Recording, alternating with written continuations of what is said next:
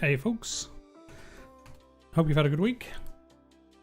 It's Friday again already somehow. I'm not sure how that happens. Although I did have a 4-day week, so I guess that's probably how it happens. So yeah, we're playing something different today.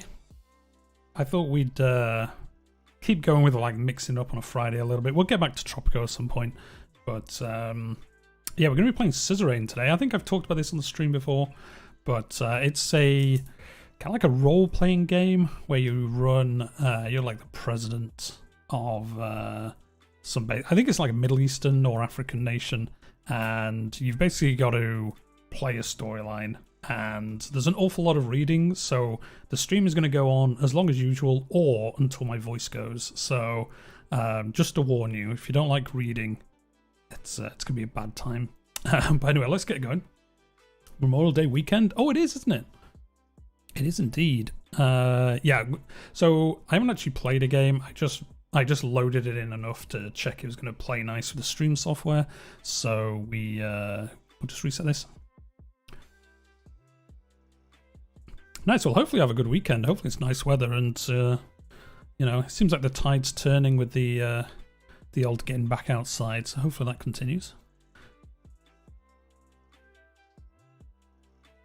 So yeah, all I know about this game is there's a little bit of initial build-up where you've got to decide our history, and then can I stare at maps for a few hours in this game? Literally 90% of the game is looking at a map and reading stories. So yeah, that's pretty much all you're going to be doing.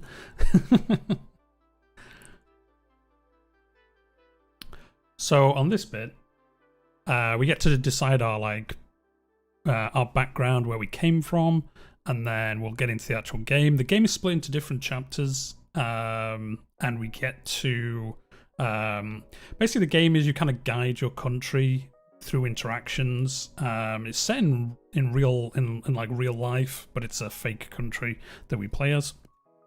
The Kingdom of Sordland. There you go. You recognize the world you came from. So we get to choose one of these. Well, somebody's always chosen a wealthy family. I think that might cause us problems.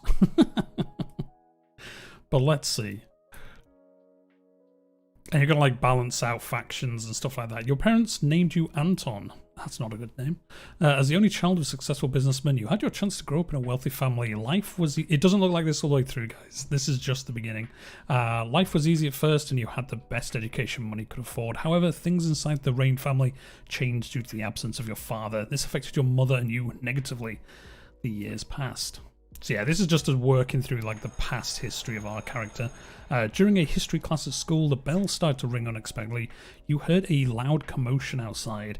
As everyone tried to figure out what was going on, the principal announced a historic revolution. The kingdom was no more, and the Republic of Sordland was born. So yeah, we started in 908. I think the game starts in 1952? Something like that. King of Delusions. Is this game like the life and suffering of Sir Bradley? I've never heard of that game, but just the title has me intrigued. As everyone was trying to figure out what's going on, the principal... Oh, we've already read that bit. The kingdom was no more, the Republic... I've also already read that bit, so... you do not fully understand. You were happier when you had the day off. You're happy that you had the day off. I think we're going to choose that one. I was happy I had the day off. After graduating, you passed the university exams with high marks, and you had the opportunity to choose between several studies. You chose law, economics, or history. So, Mother, you've already chosen one. If somebody else wants to shout one out in the next 10 seconds, I'll choose whichever option they decide. I'm probably going to go history, though, but if somebody shouts one out in the next 10 minutes, I'll choose that one instead. So yeah, I think we have quite a few of these. Well, obviously we have 10 of these, multiple choice, trying to figure things out. No, you've already chosen one. You don't get to choose two. You already chose wealthy family. Economics all the way. I'm going to go history, because that's what I wanted to do in my life. I wanted to be a history teacher.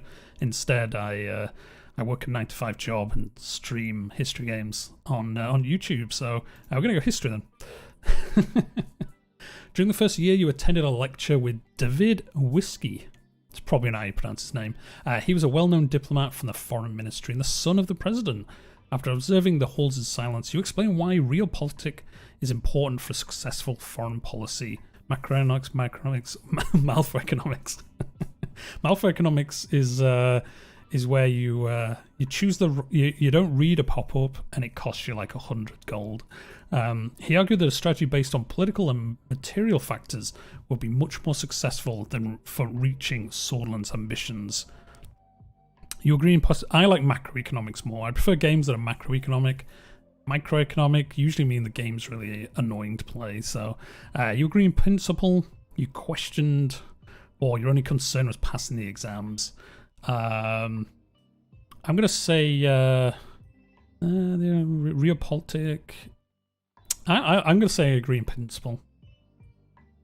Okay, there's multiple questions per event. So the coup, oh dear. Soldiers enter the campus in the evening ahead of the first election. Many were in shock as the uniformed men created a security cordon and started arresting the teachers. A group of students started gathering in protest along with your best friend, Petter.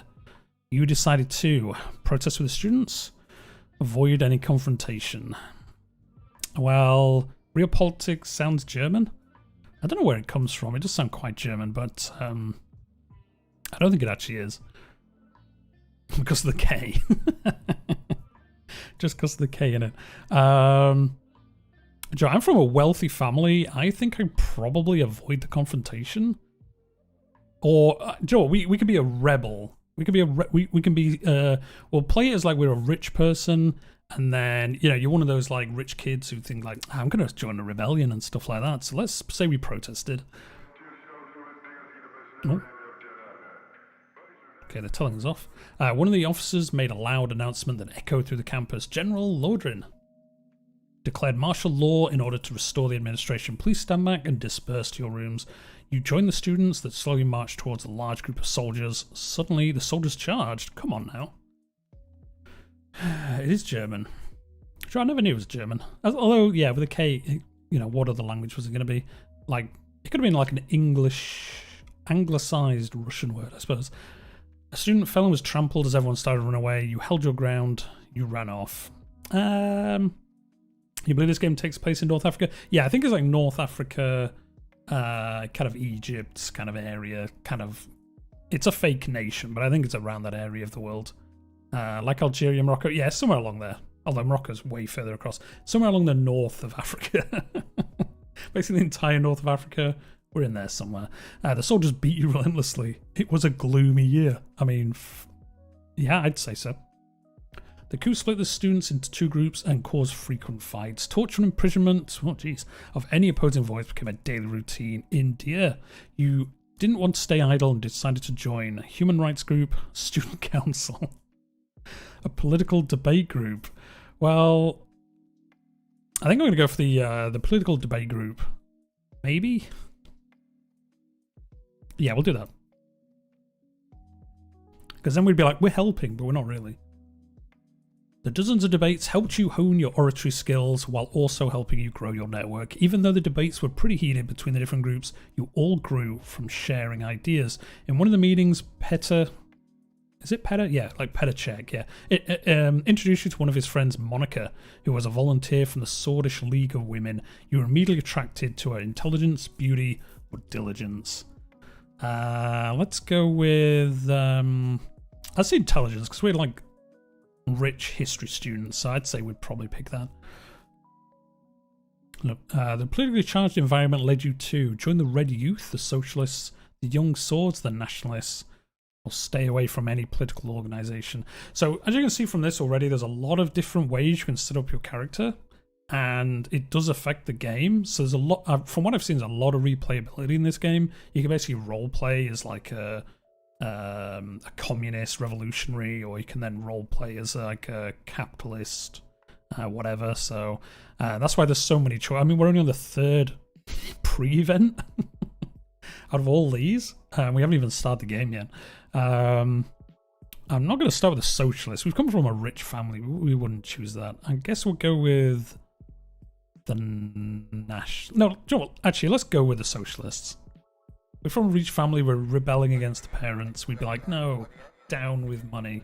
The radio relayed that the communist general, that's probably going to work out well for us then, surrounded Lodrin and his troops demanding their surrender. You refused and heavy fighting broke out across the country. Oh, they refused. I'm going to say, if it was just us and then fights broke out. You couldn't believe it. The army was fighting amongst themselves. Sordland plunged into chaos. Rickard's attacks suddenly caused more instability in the country, and compared to fascist Lodrin, he was a real socialist. This convinced you to participate in a support march. You were chanting, freedom, equality, solidarity, workers of the world, bring down the fascists. So, we probably wouldn't choose this one because we're from a rich family, so... Although we probably wouldn't choose this one either. Joe, we'll go with this one. We'll go with that one. You're marching under the protection of Rickard's soldiers. The students opposed the coup, gathered a few hundred meters in front of you. Many nationalists were among them. You knew something was going to happen. We stayed. We're going all in on this. There was a massive clash between the two sides. Soldiers began to beat the students. Tanks started rolling forwards. In this chaotic moment, you saw a young girl about to get run over by a tank. You ran to save her. You warned her. There were tons of communists from Democratic. Yeah, there was. Yeah. They weren't like the full-on crazy ones, but I'm just trying to get into the mindset of our character. Run to save her. Yeah, go on. Let's do that. But you couldn't reach her in time. Oh no. Oh no. The clashes escalated into a full-blown civil war. The horrors made you isolate yourselves for a while. Monica helped you cope and love grew between the two of you. However, it was a difficult time. The charismatic Colonel Tarquin Sol orchestrated a sudden coup. How many coups was there? And brought an end to the chaos. He wrote a constitution, restored stability. The people saw him as a saviour. He formed the United Sordland Party and ran as a presidential candidate in the first ever elections. Would we vote for him? What do you think, guys? Would we vote for him? He has brought peace and stability to our new empire. But I don't know whether we would. Charismatic, maybe we would have voted for him.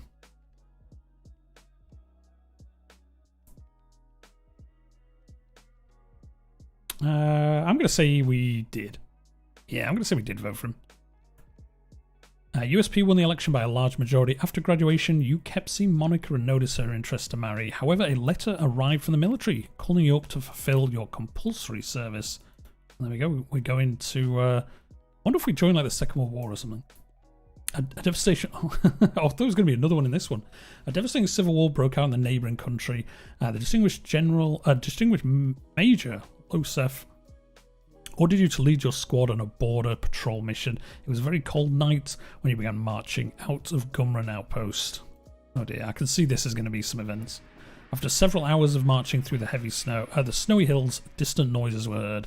Visibility was too low to confirm the source, and the crowd crawled forwards in formation, found a spot to observe.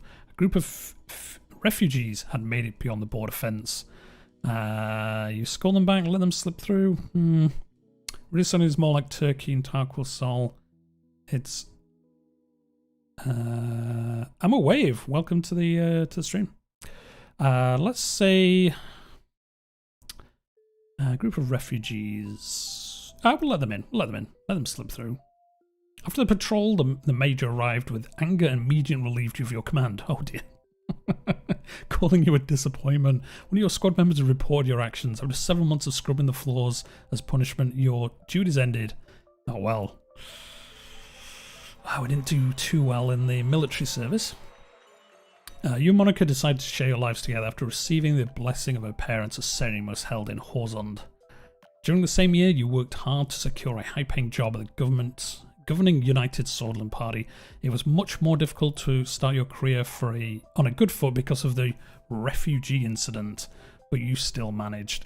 So there we go. That looks like it's our first major decision that's actually caused us changes. I mean, like I said, we're only halfway through the setup, so... working for the ruling party was the easiest path to power. Financial compensation was too great to give up. There's an opportunity to change the country for the better. Let's choose this bottom one.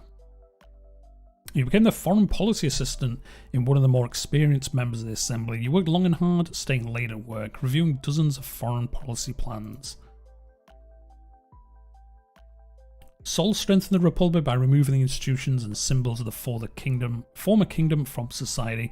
Things were also looking up for the country as the massive economic boom continued, and people were the happiest they'd been in a decade. Election time came and it was decided. There we go, we got elected again, so I mean I'd say that's because we helped. The preparation for the most comprehensive trade agreement with Agnolia was occupying most of your personal time, but your significant contribution to the trade talks triggered an invitation to meet the president himself, who offered you a key position. You were to become the youngest member of the assembly. I'm going to say we'd accept this. He's given us a job, so I'm going to say sure. I'm going to go out on a limb here and say he's going to turn out to be a bad guy. As the youngest MP, it was difficult to connect with your influential inner circle. You needed allies, so you brought Petter as your right-hand man. The birth of your son, Frank, provided a brief moment of joy and relief. You sacrificed work to spend time, sacrificed family. I'm going to say we sacrifice work. Yeah, that's what I'd choose. Less work, more staying at home. During your absence, Petter found trustworthy contacts and strengthened your position in the party. At the same time, the president increased his authority. His growing ego, here we go. The cracks begin to show. I knew he was going to turn out to be evil. President Sol barely secured a majority in the election against the opposition leader. This is his 5th election win. Over the past year, people were growing discontent with corruption and the worsening quality of life. Meanwhile, calls for the United Sordland Party Congress grew louder as a leadership struggle began to brew. Do we want to support him? He supported us. He gave us our first job, but he looks like he's going a bit far here. It looks like he's trying to take over, so I'm going to say join the internal opposition. You gave your support to Ewald Alfonso, a reformist and talented business magnate who was the main contender for the leadership. For the party leadership. Meanwhile, in a desperate attempt to secure more votes, President Sol was meeting party members one by one, but he didn't approach you. Well, that's awfully rude. The party congress was nothing short of impressive. The banners of United Sordland were decorated with every possible spot. Thousands of influential political figures, lobbyists and benefactors gathered for this turning point. The voting for the party leadership had just begun.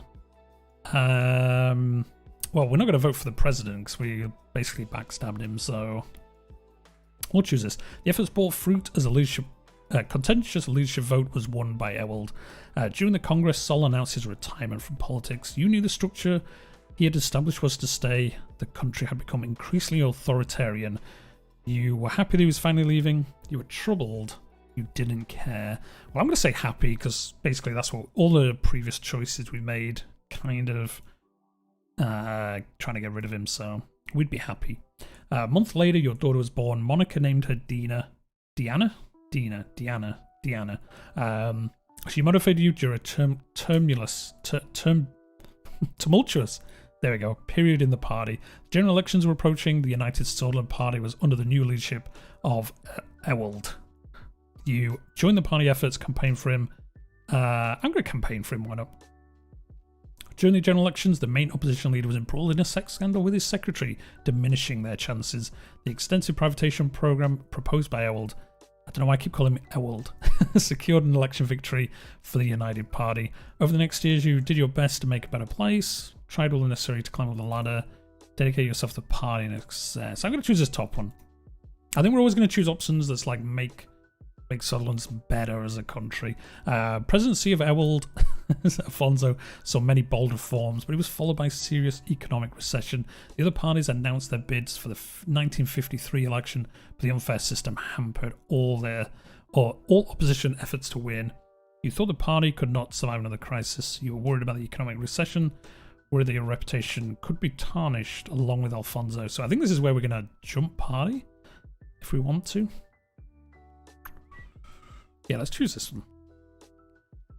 Together with Petter, your presence in the USB grew and you became the face of the new wing of the party. You effectively took over the leadership. Oh, okay. We're going to be president now, I guess. The moment had come for you to blame Alfonso for the crisis, bribed and extorted his inner circle, advised him to step down.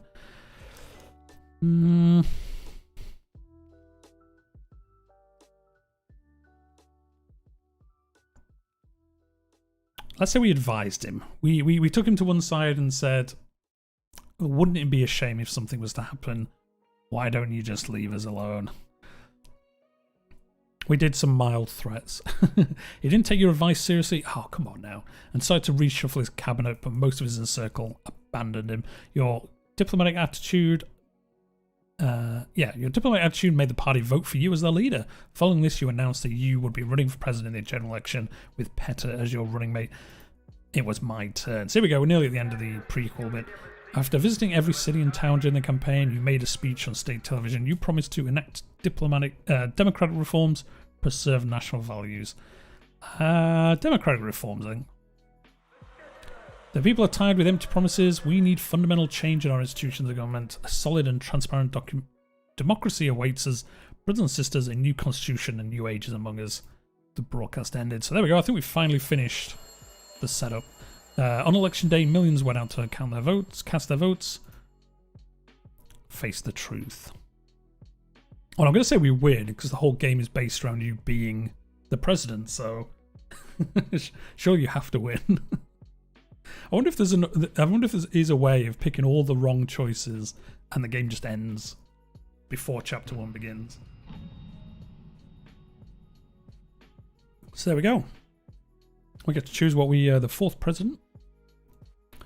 Let's have a look.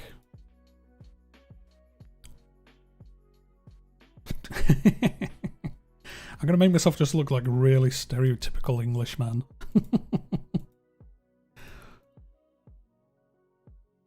Oh, there's no like proper beard? Oh yeah, there we go. That'll do. Yeah, maroon suit. Oh. Tuxedo. It's gotta be tuxedo. Oh. With a pipe. And, I mean, this? Yeah, we'll do this. You're not able to change how the president looks. That's fine. I don't want to. Election promises. As Anton Rayne, you have made many promises to the people of Sordland in order to gain their votes. They must be considered very carefully. Sordland's, so economy. This is where we're going to choose how our economy is going to run. Sordland's economy has been based on planned doctrine since its formation until the former president Alfonso enacted free market reforms. Now the country finds itself between the two systems. I mean, we said we grew up as a communist, so I guess we'd do planned economy.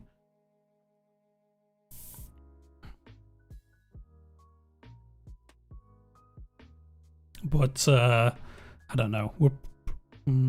Yeah, this is where we got to kind of make our, I think, first like major country decisions. So, sure, let's do planned economy this time. Diplomacy, the intensive global rivalry between the capitalist. Oh, I see. Okay, so it's not set in the real world. I thought it was, but it basically is. It's just like the East and the West and stuff like that. So, the Communist United Kontana in the East is opening new diplomatic possibilities. Sordland could take steps to align itself closer to one. I don't want to go full communist, really. Yeah, Planticot. Yeah, that's what it's going to be. Yeah. I don't really want to side like super communist on everything.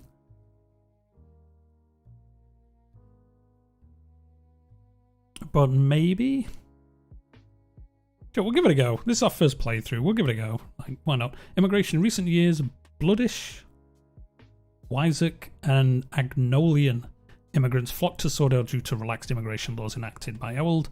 As a result, tensions between immigrants. I'm going to keep it relaxed. We did help those immigrants, which actually caused us political issues, but we'll keep that going.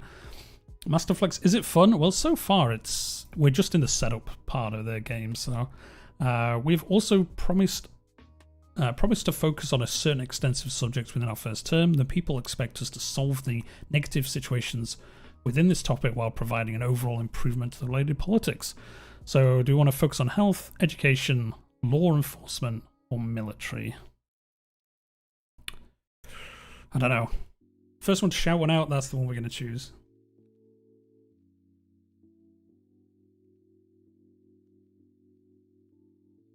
But yeah, so far it seems like interesting, like all the different choices. If you are interested in this game, I know we've only just started playing it. I actually picked it up on the Epic Games Store for like $8 because it's in the sale. So that's why I thought I'd finally play it, because I've been waiting for it to go on sale, and for $8 I thought, why not? We'll give it a go. Well, if nobody's going to shout one out, I'm going to go with education. Yeah, because I said I wanted to be a history student, so yeah, let's go with education. Promises remembered, and they will have consequences. Are you sure? Yes. There we go. 2 weeks have passed. There we go. We're into the actual game now, so let's see how this plays out. And now I was about to be sworn in as the president. Thousands are watching the inauguration ceremony, cheering my name. This is where we get like assassinated at the inauguration. The die is cast, and there my story began. In the distance, the Maroon Palace stood on top of a famous hill of pride. I had no way of knowing what the future awaited me there. What's this? Can we click this? Oh, I see. This is like little lore bits to the game. Hill of Pride was named during the Declaration of the Kingdom when thousands of countrymen started proudly singing the new national anthem. Oh, nice. Okay. I looked at my family. My son and daughter, Frank and Deanna, were next to Monica, my wife. Her eyes were glimmering with pride. When I turned towards the key people who had made it all possible, of course, each individual was promised an important position in my cabinet. As my thoughts slowly faded away, the reality of the situation dawned on me. Also, Hawker, the Chief Justice of the Supreme Court, was waiting for me. The time for the oath has come. I am ready. Yeah, I'm going to say I'm ready. Please repeat after me. I do solemnly swear. Have we literally got to click through this? Okay. Yep. And to the best of my ability, protect and serve and defend. We're just literally repeating what he's saying for now, so. You may now deliver your inauguration speech. It is an honor. Brothers and sisters, my dear citizens. This is like those Tropico speeches where you've picked the election things. My dear Tropicos. I would say dear citizens. The current dire situation. I don't think it's a dire situation, so let's go change and hope. Stand together, we will prevail. I promise you we will stop the recession and eliminate poverty. That seems like over promising. The future awaits us. It's time to turn our faces to the east. First, we must rewrite our broken constitution from 1929. I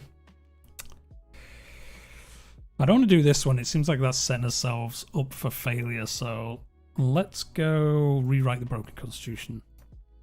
And it's time for a united and powerful Sordland. Change now, not the decade today.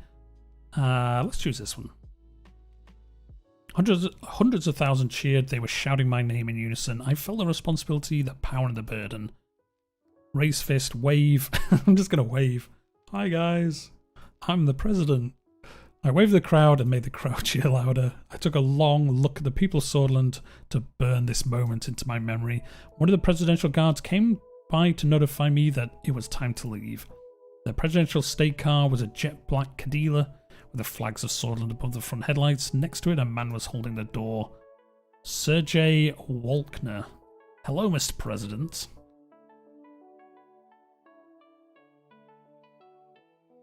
Okay, so he's our driver.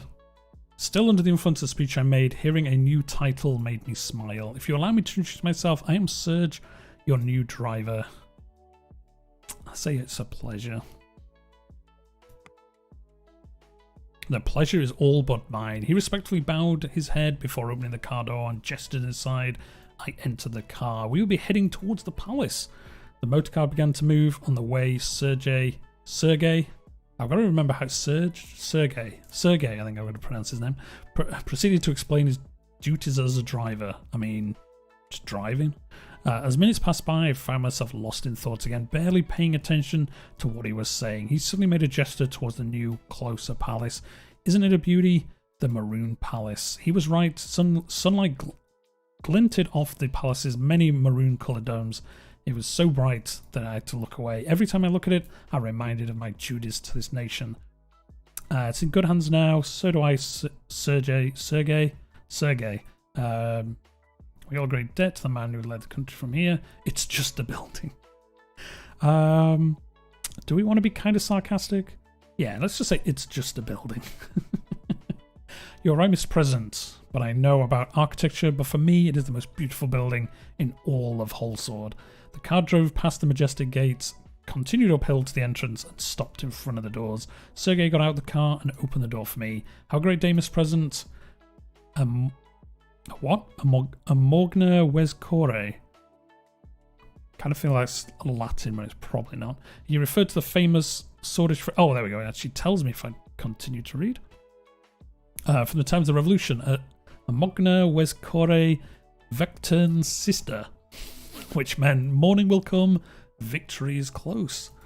It's kind of fake Latin then, by the looks of it. I'm going to say victory is close. Yeah. If I'd literally read the next sentence, I would have known it wasn't. I made my way upstairs through the extravagant corridors of the palace. Marble and engraved wooden finishes decorated the interior. My footsteps echoed in the colossal halls. The guards bowed their heads in respect as I opened the massive doors to my office. So here we go. This is the map. So after all that, we've had, what, 30 minutes of me non-stop talking. So, yeah, this is the map. This is the capital. Yeah, these are like the regions of our country. I think these are the neighbouring countries. This is obviously news. This is us. We can see country, like at the moment, what the laws are and everything like that, current situations. This is the economy. We've got military. And kind of what's happening here. So we've got outdated military equipment and stuff like that. The welfare, yeah, not doing well. In fact, everything's doing. There's like 3 things that are going well. Yeah, the economy is a mess. And then we've got political overview. This is our cabinets. These are all the people that we have in our cabinet. Gus Manga, what a name.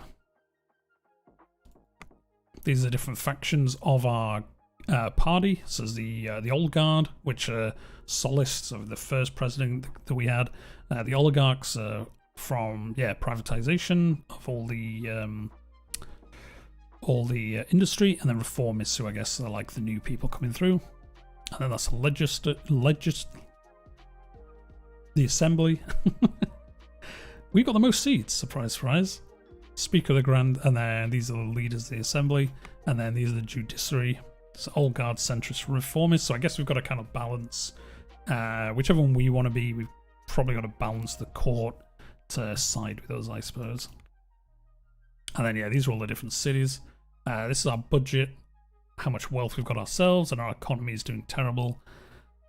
Feel free to say notes. Oh, you can actually write notes for yourself? Oh yeah, okay. I guess that's kind of like you've got to keep track of who's your friend or not. And then the codex and the journal. So let's click on news, I suppose. The whole sword post. Rayne spoke of change and hope. So this is just about our speech. I guess it's basically everything. There we go. We got celebrated for winning. Communist Party of Sordland and the Workers' Party of Bluedeer both won just 10% of the vote, failing to pass the 10% election threshold. So you have something like that in the UK. I don't know if people really care, but if you stand for election in the UK, I think it's 5%. I think you've got to get at least 5% of the vote, and then you get back your kind of like the cost. You have to like put down a deposit basically to run for an MP, and I think if you get more than 5% of the vote, you get that money back. But I think it's basically there to stop people just joke listing themselves on there, which doesn't stop them. How many times will the people fall for the same trap? We've seen this before with Colonel Sol, who supposedly saved this country and brought stability in times of chaos. His stability, however, meant a life of oppression. Any opposing voices were silenced and many were persecuted. Next up was Alfonso, who was elected as a liberal reformer to bring change to the USP in Sordland. Seeing his unfortunate ability, his own cabinet resigned. As the third USB candidate become president, is it high time to realise that real change won't come? So yeah, the radical times, obviously not our best friends. And then the economists, whatever. There we go, infrastructure. It's always infrastructure. And then end Solonomics. So again, just saying that the past ideas weren't working. So that's all the news done. Right, so I think we can click on these buttons and see what happens, basically. So, can we zoom out? Oh, okay. Read the report from Lorraine. Low production in England. The report calls to attention the alarming low levels of productivity growth in the region of England, where there are high rates of food insecurity, malnutrition, and poverty. Okay, I guess we've got to remember that. Read report from Arvery. The mayor of Arvery reports a lack of adequate infrastructure around Arvery, with serious undermines the attractiveness of his investment climate. Foreign investors, particularly from Magnolia, are becoming hesitant to invest in the city. Meanwhile, according to data published by the National Bureau Council, logistic costs. So there's loads of fraud here, which is why they're not getting the money through. So yeah, I guess we can either invest here or try figure out basically who's stealing all the money. The latest marine traffic reports show that the port of Lockhaven is no longer the busiest of the Macopa continent, falling behind to the third position. While it's a negative indicator of administration, Lockhaven still shows potential to shine again as a major trading centre. The port of Lockhaven is the largest port in Sordland and holds enormous importance, particularly as the main distribution centre linking the capital and inner parts of Sordland to the rest of the world.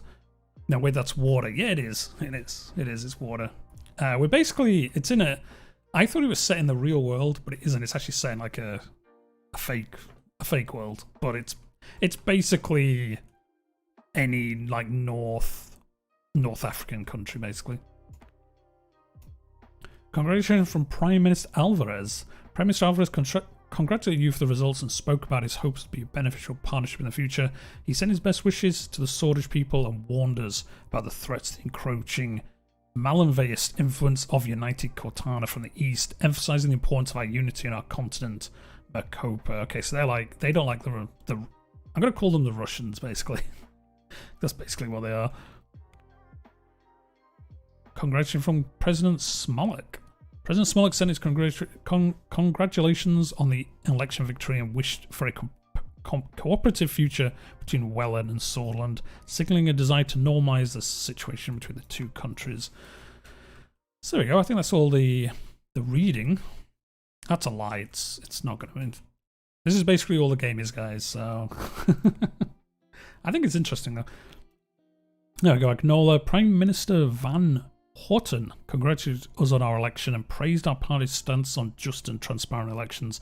He signals his wishes to continue a trade partnership between our countries as equal partners, as opposed to earlier trade deals, which he believes gave Sordland an unfair advantage. Okay, so he's going to backstab us. Congratulations from Chancellor Hagel. Chancellor Hagel gave his congratulations in opening victory and wished for close cooperation between our countries in the future.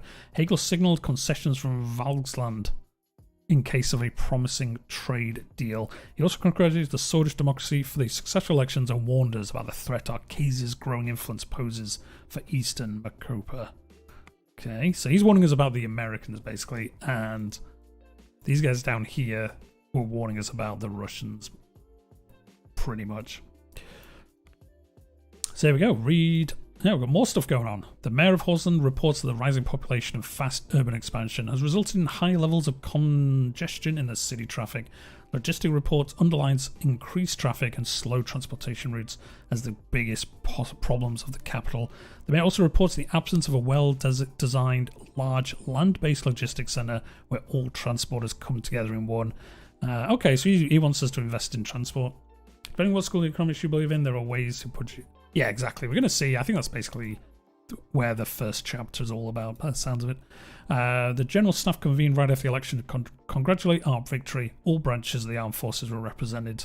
The Chief of the Armed Forces, Valken Kruger, made a public address statement highlighting the increased chance of military confrontation in East Makopa, requested support to strengthen the military. Okay, I don't trust him. We just got him power and he's already like, hey, there might be a war.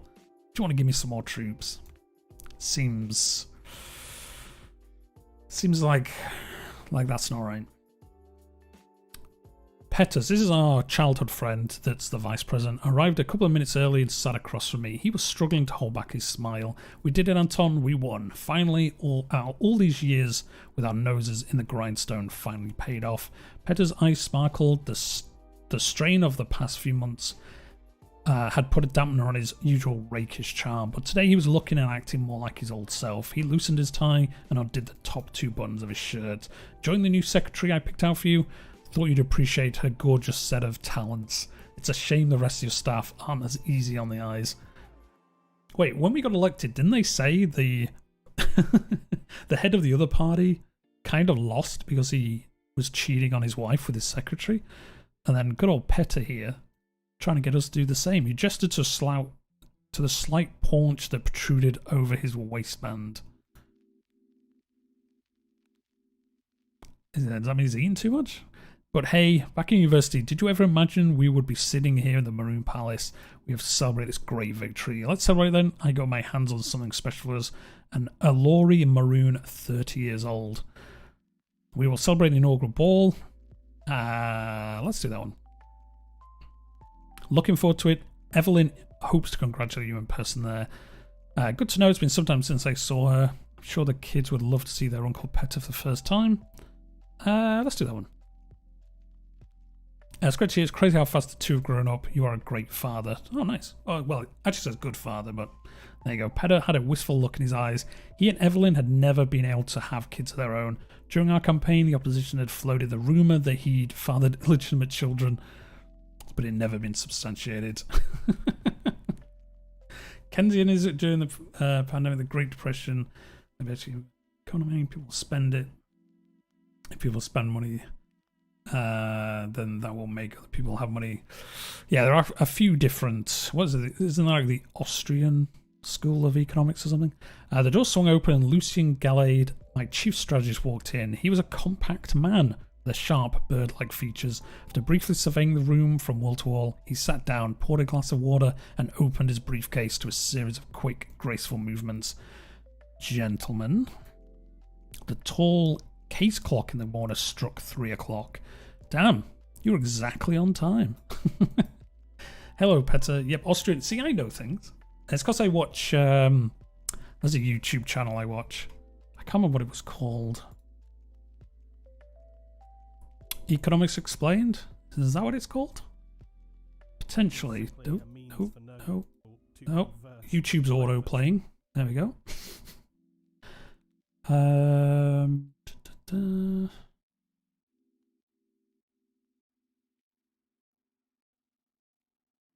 Is it Economics? Yeah, Economics Explained. Yeah, that's like the economic YouTube channel I watch. Lucien then turned toward me. He slightly bowed his head. Glad to see you, Lucien. Let's do that. We're just going to play friendly with everyone to begin with till we figure out who's going to be backstabbing us, basically. Because someone's going to... Like we've seen the history of the nation. Someone's going to be backstabbing us at some point. Lucien spoke in a soft, clipped tones that immediately drew your attention towards what he had to say. Petter and I waited for him to proceed. Let's start by evaluating our current situation. The majority of Swordfish people demand change. They are more concerned about the economy than the constitution, but they blame the system for their problems. Yeah, Economics Explained talk stuff. Yeah, it's really good. If anyone like remotely interested in economics, Economics Explained is a really good YouTube channel. People are losing their trust in democracy. Why do you think radicals like Bernard Circus are becoming more popular? Everyone's expecting us to bring the change. The government did not. Franz Richter, leader of the reformists, believes that true change can only be accomplished by transferring some of our power to the assembly. I will move into the details of their demands shortly. They're demanding stuff from us. We just got in power. I agree with the reformists. Okay, we could try that. Where we need to listen to our people. If we lose power, we won't be able to execute the changes. So this is, again, more decisions that are going to, like, kind of change our country. And I can see storylines from each way. So this is where we're going to eventually have like proper elections. So I guess we could like win those, or we could lose them, obviously. Just listen to the people in general. Or this is like going down the totalitarian route of saying like, no, we're in charge. We're going to stay in power and because we know best. So I'm going to do the top one because I did say at the beginning that we were, well, during this setup, that we were going to try set up proper elections. So they're losing trust, but the people are losing trust in democracy. See, it's a tough one.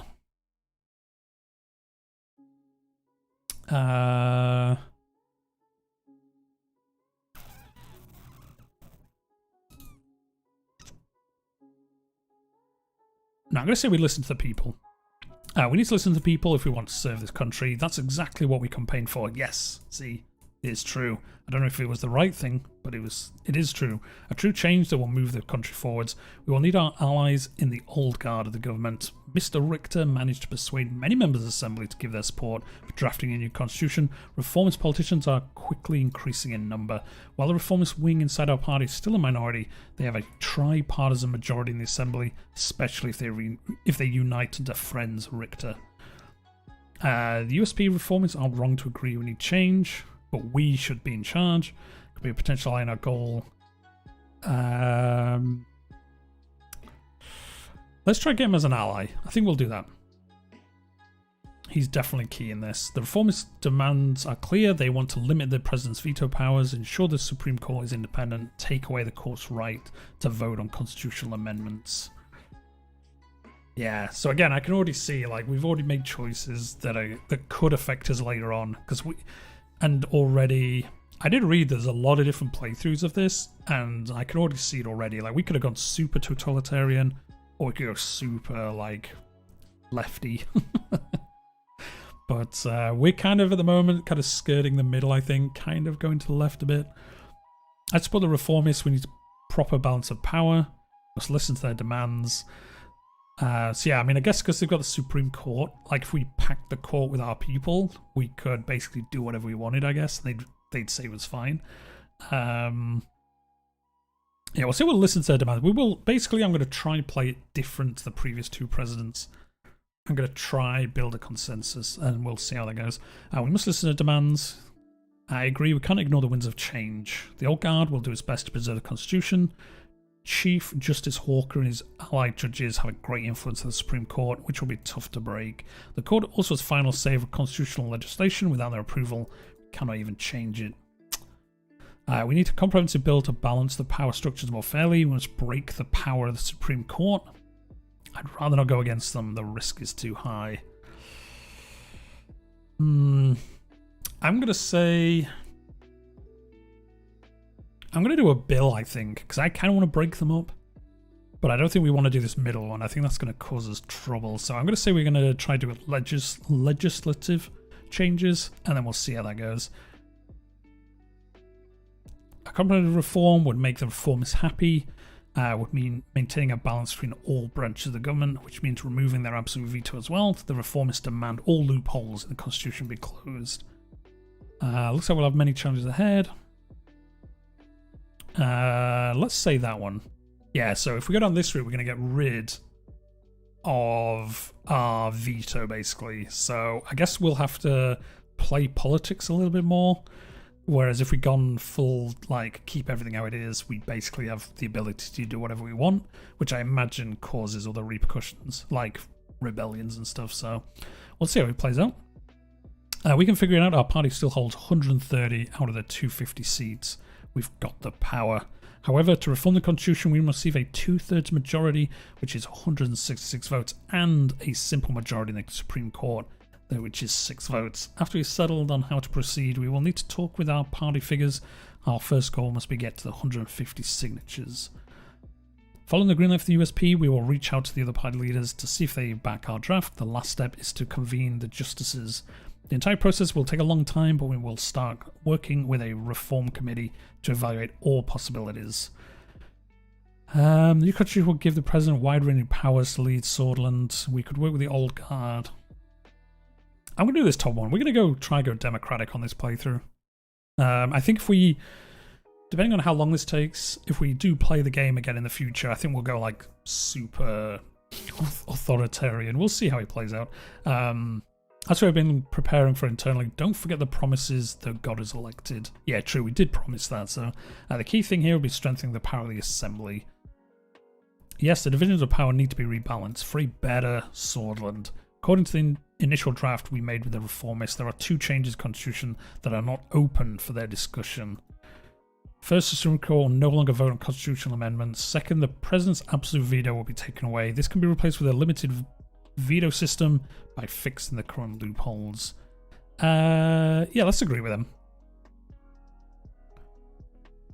We will form a reform committee together with all parties and start reaching out for all stakeholders. By later in the year, we will have an idea of the reform contents and the other parties want. So I guess they're going to come back to us with requests. Another important part, we must be aware of Lothburg Group. The oligarchs convene under the organization to influence economic policies. Conrad led it for a long time. The new leader is Mr. Walter Tusk. Well, he looks suspicious.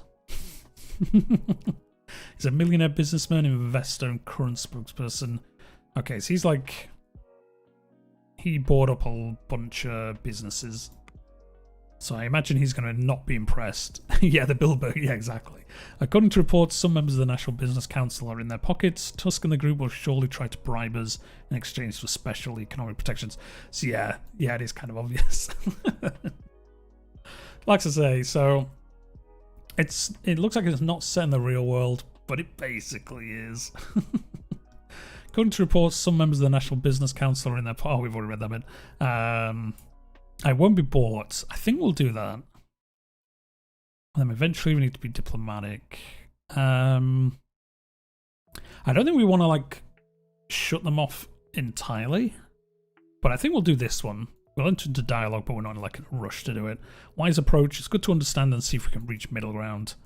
I doubt it somehow. So it's still the vice president. As far as I know, Marcel Caronti has some strong ties to this group. His influence could definitely be an asset for us, but I'm sure he would want something in return. Who's he? Swedish businessman, philanthropist, entrepreneur, and the son of the media. Oh, he's son of the other guy. Okay. Eat the rich. I'm aware of Mr. Conti's wide network. They become handy. The group's influence is an important force, one that could be used for our administration advantage. The groups will depend on our economic policies. They can't move a finger without us. Tusk is heading the group. So basically we can start like supporting like his like second in command, I guess. So eventually we could get rid of him, I guess. Let's say it could come in handy. We just need to be careful with him. He looks like the lesser evil, but it could very quickly turn out to be the other way around. So he could be the worst evil. So he could be worse than the old guy. We need to tread carefully on all sides with all power players. To survive our term, we need to underline the seriousness of our situation. The military and the general staff are a powerful element in the state, and as history tells us, a dangerous one too. We do have some room to make structural changes by reducing their budget, for example, but it's quite limited. I want to receive the advice of the military before making up my mind. I don't want to die in prison. Like the last dictator did. With the Rumberg threat on the horizon, we can't reduce our military capability. The military has been nothing but a burden on our society. We should do something drastic, like cut their funding. I mean, if history has taught me anything, we probably don't want to annoy the military as soon as we've taken over. So I'm going to say we'll take the advice of the military, so I guess they'll come and talk to us. It is sound listen to them, but they are very biased, well, obviously. Patriotism clouds their minds. Kruger is a spectre of the past. Yeah, I can imagine he's not going to be too pleased with this. Defense Minister Losef is more loyal to us compared to the general. A fact that obviously could change with our actions. Either way, I see a potential rift between the two, since they're clearly of different minds. Okay, so the defense minister's kind of on our side. The like general of the army is not. That'll make them mad. Yeah, exactly. That's what I'm thinking. We don't want to start with the military hating us. If we act strongly against the military, both of these guys will unite against us. I grew Lucen Need to tread very carefully. Lucien looked at his watch. Well then, gentlemen, precisely 30 minutes. So he's he just loves being on time. This concludes our political briefings for today. Our next meeting will be about media strategy. So there we go.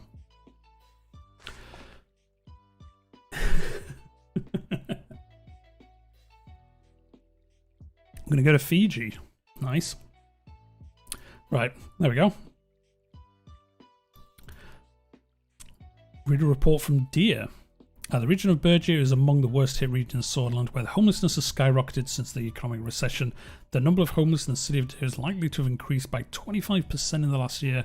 The rise was particularly stark among Bluedish people, who were homeless have increased by 72% in just 6 years. It is reported that homelessness amongst ethnic minorities have reached the highest level in more than a decade.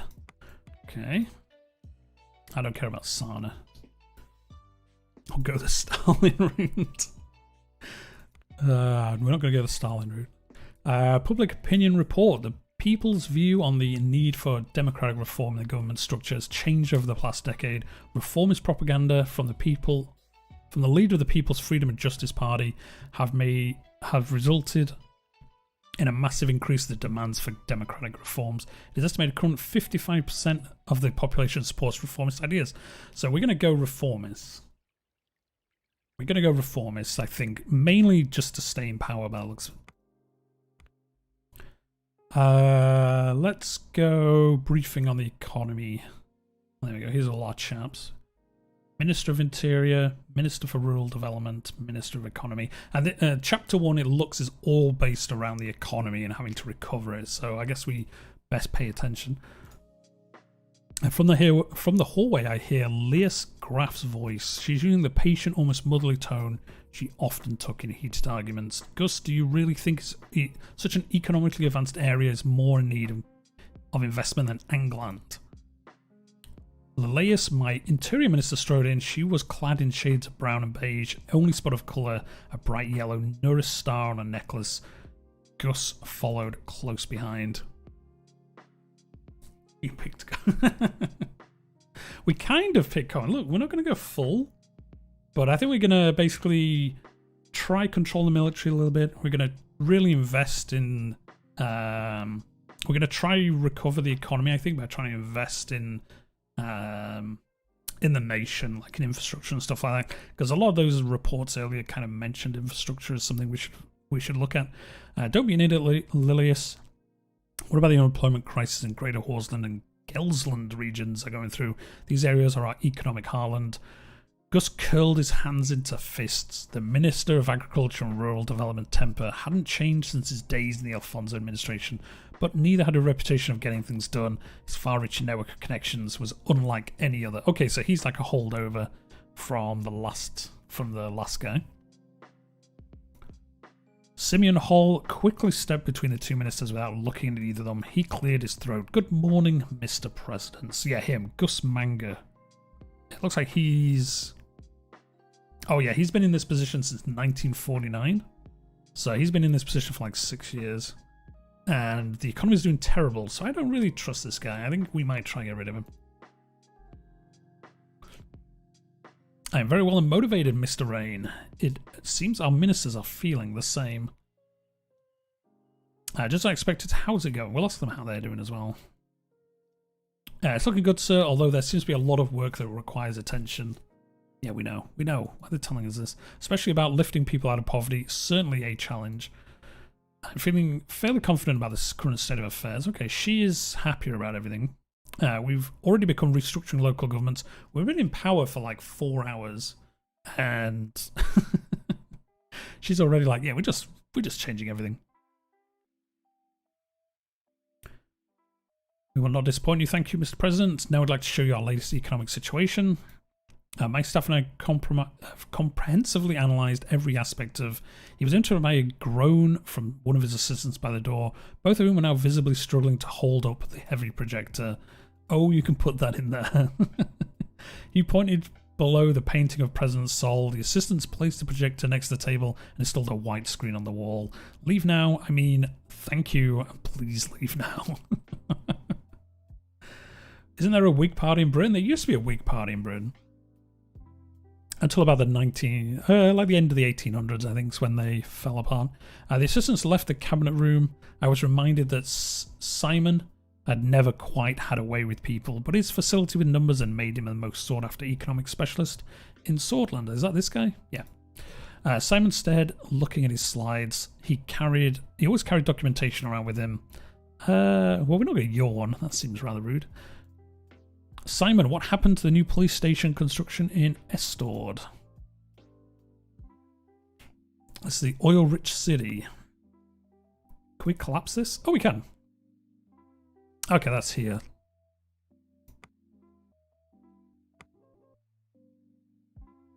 Used to be a Whig party in the US. I think that's basically where the Whig party came from, isn't it? From England, basically, when they came over. And, you know, Washington said no political parties, and then everyone went lols. It got stalled due to a government property boundary issue. I have been meaning to look at it. I can take a look at that one. Estord needs all the security help it can get. Sure, more time for me to spend on analysis. There have been some developments regarding the Sordland Wren losing further value today. We've been trying to stabilise it with a central bank. Oh dear. Oh dear. The recession of 51 put enormous pressure on the economy, resulting in collapse of the value of our currency. The entire situation was a significant cause of concern. Would you like to know about the common economic situation? Let's ask about unemployment. Unemployment skyrocketed, and now it's a staggering 16%, and the inflation is a relatively high 7%. Yeah, that's pretty high. To say inflation's generally like 2 or 3%.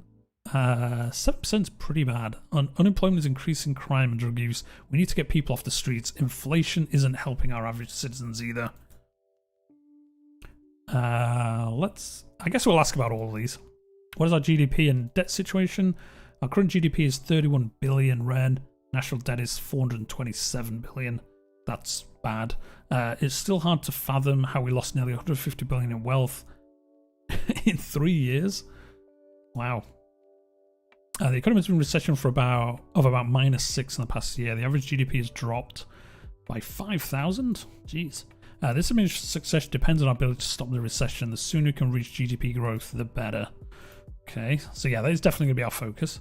Simon scanned the paper stack in front of him in an orderly manner and took a final look at his notes before clearing his throat. As you can see from the situation is alarming, but not everything is negative. The extensive privatization program of Alfonso left us a large budget surplus we can use to stabilize the crisis. The primary subject we need to settle on is the general path we wish to take. Here we go. So this is where we're going to decide the main focus of our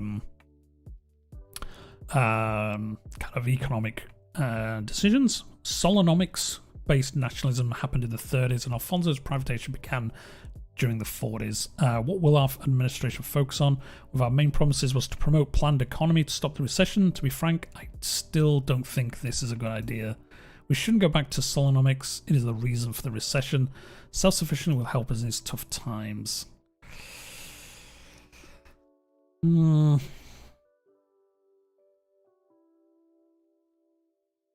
Let's say, what are the downsides of planned economy? It is clear that most state corporations and other government control systems are less efficient.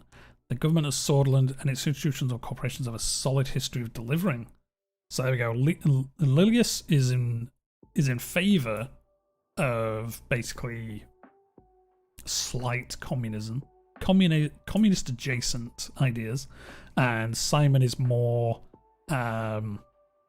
capitalist, I think. By the sounds of it. Simon, the structural problems with Solonomics were going to lead to a recession, according to the predictions at the time anyway. Predictions even. Either way, even if we picked one of the doctrines, we retain the option to make economic choices on a case-by-case basis. That is, however, not recommended in my point of view. The last thing we need... Okay, so we can change, but we really want to choose with one or the other. Finally, something we can both agree on. So yeah, they're basically saying both have their issues. Let's just pick one and go with one of them. There's another point direct impact on our economy. Superpowers. We might have won the election, but I am still against aligning ourselves to the superpowers. Economically speaking, we aren't tied to United Contana as we are to Arcasia. so a decision to align to the east is much more difficult to accomplish. We must be very cautious. There are schemes being devised about Sordland. We cannot give in to their wants now or in the future, otherwise our country will turn into a pawn. I want you to reconsider your promise to align with the United Contana. Okay, so they're trying to like say to us like, don't do that alliance that you said you would.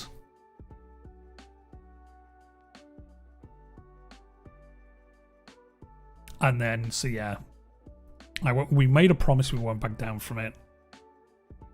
But they're all saying we shouldn't do it. Don't worry, I won't let United Contana control Sordland. There's a revolution that was started by United Contana. Permanent revolutions, we must be part of it.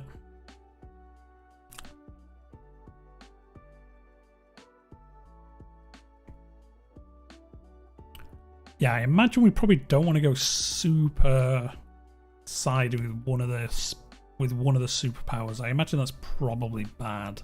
Although maybe it's good. Maybe they give us loads of money or something.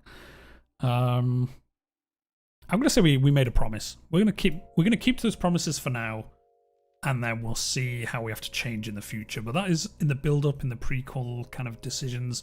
We did make that choice, so that's what we're going to go with. I must also insist, nothing good will come of siding with the United Contana. Aligning with them will make us adversaries to Arcasia, a much more influential nation in my view. Although not for the same reasons, these two things... Oh, okay, so they really don't want us to do it.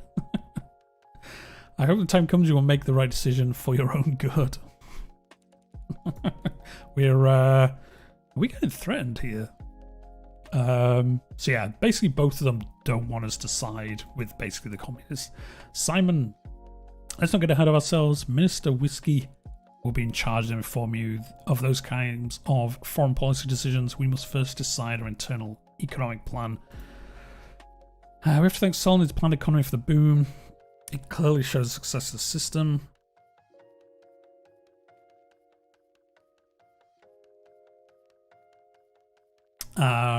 I think we're gonna...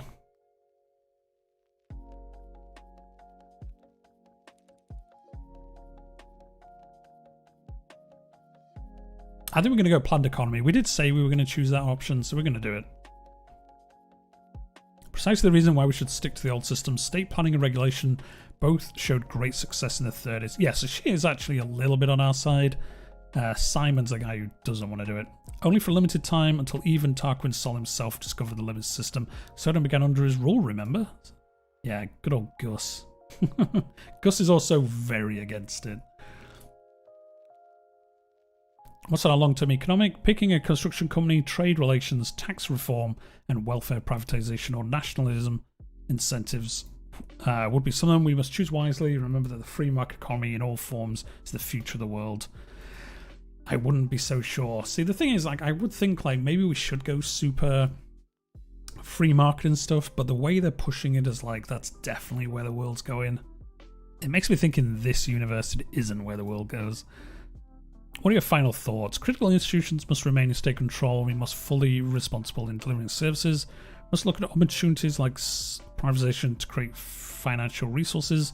Market economy doesn't require as much guidance. We attract foreign capital. It's hard to fully disagree. I think I'm going to do this one. So we're going to keep things, but we will privatize some stuff. But we're going to try and keep... although I suppose that's the top one. Critical institutions. I'm going to do critical institutions. Few could be, and it wouldn't be negative, but either way, you make the choices. So as our general economic plan promotes. I'm going to do planned economy as promised. And we're not going to change our minds already. Not sure if we made the right decision here. Shut up, Gus. Now there's clarity in the direction we are heading, I will work on a good plan accordingly. This concludes our meeting.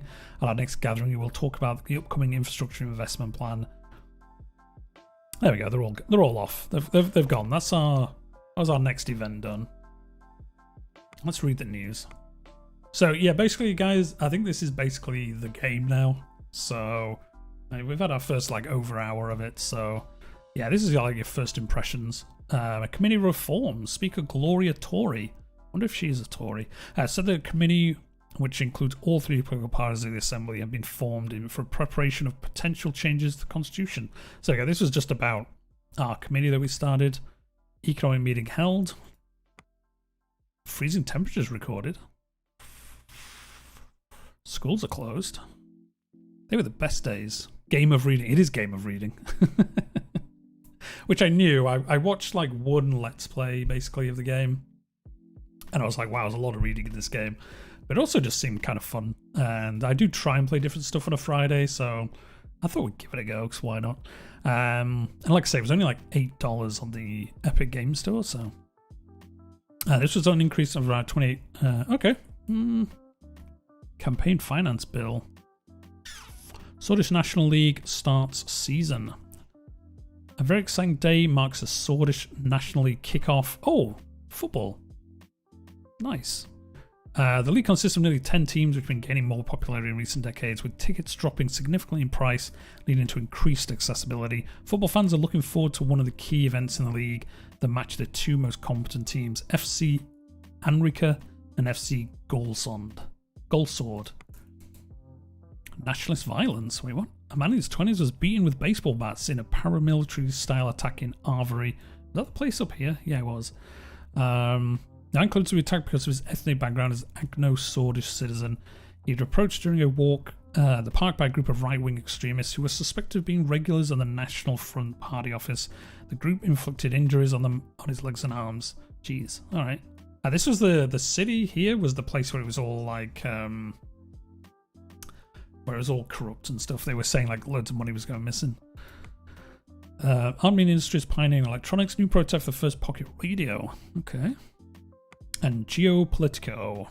Rumberg coming south. Our foreign policy analysts who are reviewing the recent aggressive military and diplomatic developments of Rumberg have come to a conclusion it's highly likely we're trying to push further south and threatening... Oh, okay, so they're going to come and attack us, basically, I think. Which one was that? Was it them? Yeah, these guys. Yeah, so it looks like they're going to attack us. I think that's who the military were warning us about as well.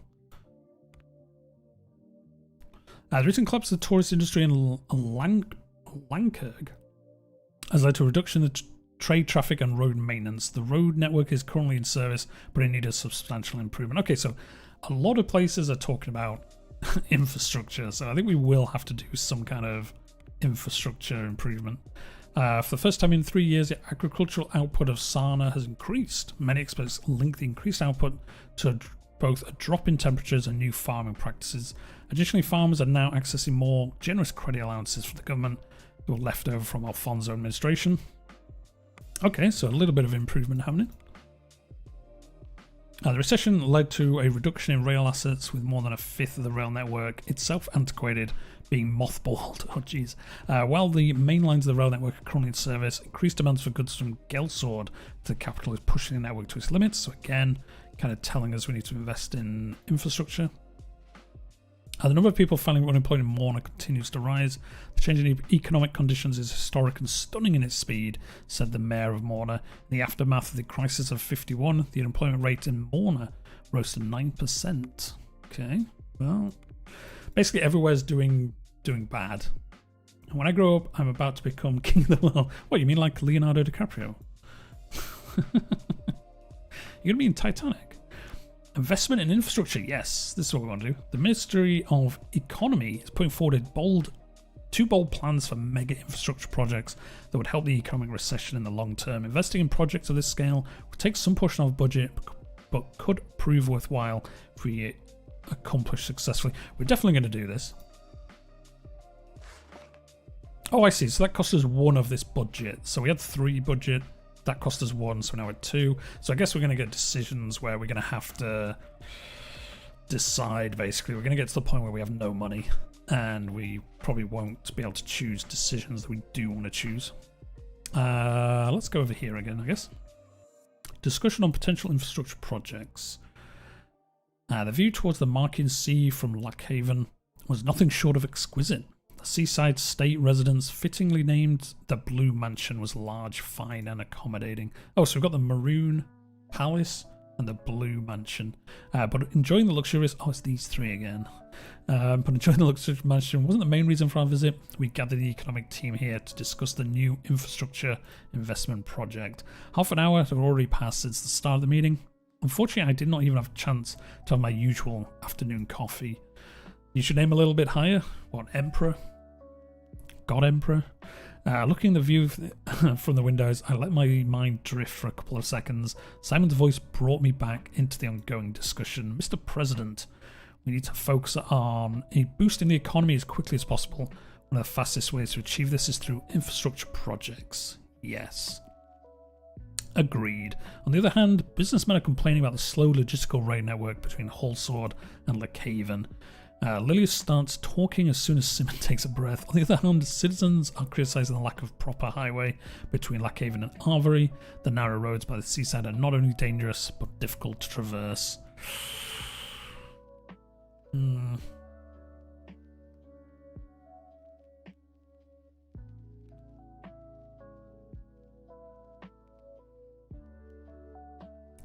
thinking we'll begin by keeping the citizens happy, because they'll vote for us, so then we'll stay in power and we can gradually choose the other option, I guess. The demands are just. The dire situation of the road infrastructure cannot be neglected. Hope I can be I don't think he has a cabinet minister. It's just him. The return on investment will be low. Our concern should be economic growth. I mean, kind of. It's not the it is not the business people that suffer, but the ordinary folk. Exactly. What matters through this is we can accomplish something tangible in our first economic act. We must prove our economic capabilities. The people must know the administration can get things done. Yeah, let's do that. Therefore, I defined two important projects for attention: the highway project and the high-speed rail project. Mr. Hall, who's he? Oh, Simon. Reposition himself on the chair and makes a more comfortable posture. Ministry can only support one project at a time with the current capacity and budget. Let's move on to the details. Which one do you want to hear about? Let's do the highway. I think we're going to choose the highway, so let's just hear about it first. The H3 project aims to improve the abysmal state of the road network in the Angland region bordering Agnolia. The area is home to several million Agno Swordish and Swordish who feel neglected. There is no proper highway connecting. It asks for a bigger budget to develop the regional infrastructure. He told us that even trucks are having a hard time travelling through the main roads. The increased traffic is causing problems. We cannot leave the request of Eric Neal, a party member, unanswered. I think we're going to side with this. Must be cumbersome. It is, bless their souls. I'm happy to that we're thinking alike on the matter. Let us look at the map. Look at the map. Elias is pointing at Lockhaven. Where's that? Could she point better so I know where she's talking about? Oh, here, the main place. Yeah, the place we just were. The H3 route starts here and leads to Langkerg here. Okay. From here it goes all the way to Arvery. Okay, so it's a network that improves like the whole north of our nation. As a result, the road network towards the Agnolian capital, Stalport, improves substantially. Wait, the Agnolians, weren't they the ones that were going to invade us? Oh no, that's Rumsburg or whatever. Oh, it's these guys up here. Okay. I saw the central government continuously neglect the Agno-Swordish dominated regions when I was mayor. Is this administration going to continue this kind of negligence? No, don't think so. Duke of the Emus. We should no longer neglect a key region of our trade. We should make the citizens respected as swords like all of us. Let's do that option. I'm for also citizens without separation or preference, therefore we should think about the country overall. It's been pointed out the highway would be less beneficial in the near term. I have to disagree. It would increase the speed of transportation. Our citizens will be quite pleased if we successfully accomplish this. Besides, if we enter trade talks with Agnolia, they would see the investment as a positive sign. True. I'm just going to choose this. I don't care about the rail. I don't care about the rail network. We're going to do the road network. It's going to give us better trade. It's going to make these guys like us. And the citizens here are going to love us. Will that be your final choice? Yes. Highway system. Good. I knew that you would see reason. The negotiations will begin in the middle of the year. We will be able to award the contract to the corporation of your choice. The ministry estimates the entire construction will finish in 2 years if every step towards is executed successfully. Have a good day. There we go. Well, that's all the... oh, then we get like a thing saying highways getting upgraded. This is glowing. Oh, this is everything we did in turn 1? Jeez. We're still in chapter 1, turn 1, guys. It's been an hour. Meeting on media strategy. I suppose we've only just taken over, so there's probably a lot more stuff now, and it probably gets quicker as the game progresses, I would think. They both take their seats across the room. Lucien put on his reading glasses and quickly went over some documents.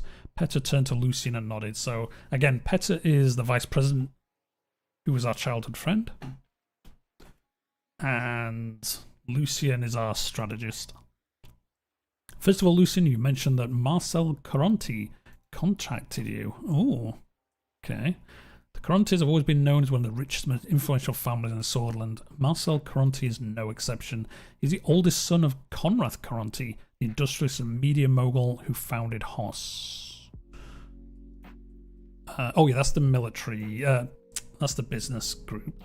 The richest man in the entirety of Sordland.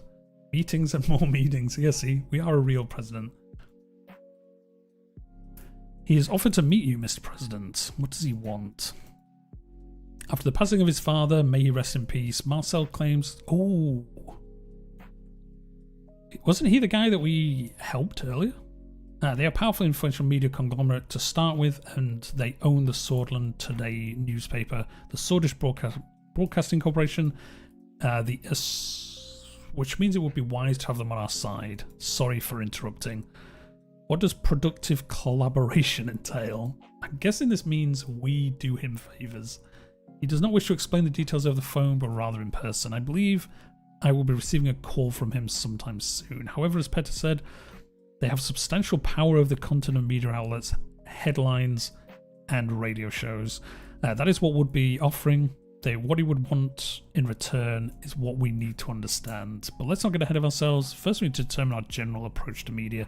I'm no media expert, but Lucien made some very interesting arguments at the preparation meeting yesterday. There are two ways to approach the media. One of them is by influencing it, which has clear advantages. The other is by keeping it independent. The media is a tool to be used. The media must be independent. See, I don't know. So we're going for democratic country with socialist business ideas. I'm guessing both of these would have uses. We could use the media to reinforce those ideas, I guess. Or independent, they can do whatever they want. I guess people are happy that they're independent, but then they could also cause us problems, I suppose.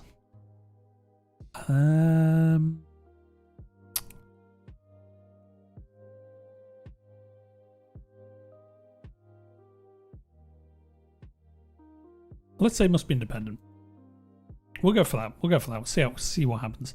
Ideally, yes, but an unpopular leader will not be able to pass even the easiest reforms. It is almost important to maintain public popularity and avoid damaging scandals. Okay, so yeah, if we choose this option, we've got to be more careful in decisions we make. If we chose the other option, we could basically, I think, kind of do what we want, and the press would just say we were good anyway. I must stress one thing, Mr. President. The more people we have supporting our agenda, the more we can accomplish. With someone on our side as an influential media organisation, we can do this very easily. I see what you're getting at. Two wrongs do not make a right, or I share your opinion. I'm going to say two wrongs don't make a right. Maybe, maybe not. It's hard to forget what happened to our President Alfonso last year. Things were even worse before his cabinet resigned and the media started to slander him. But that was also a result of his own incompetence. Exactly, so if we're not incompetent, the media will like us anyway, so that's what we're going to try and do. Olivia Suno, my new secretary, entered the office. Her dark curls bowed as she crossed the room to my desk. She spoke with a slight lilt in her voice. Excuse me, Mr. President. Mr. Galade's secretary has been calling me and wanted me to relay a message. Marcel Caronti, the new CEO, is on the line for Mr. Galade. Well, the ball is in our court now. Would you like to talk to him, sir? Would you like me to? I'm going to talk to him. So this is the guy who's head of the business group, basically. Right away, connecting the phone line. The president speaking. I mean, we're going to say that. We're going to put him in his place from the beginning. We're the president. Thank you very much. It is an honor. So this is the new guy, Marcel Caronti. I know your time is valuable. I will not waste any of it. I was just elected CEO of HOS, which is the business bureau, basically. My strategy in the running of this conglomerate will be different than my father's approach.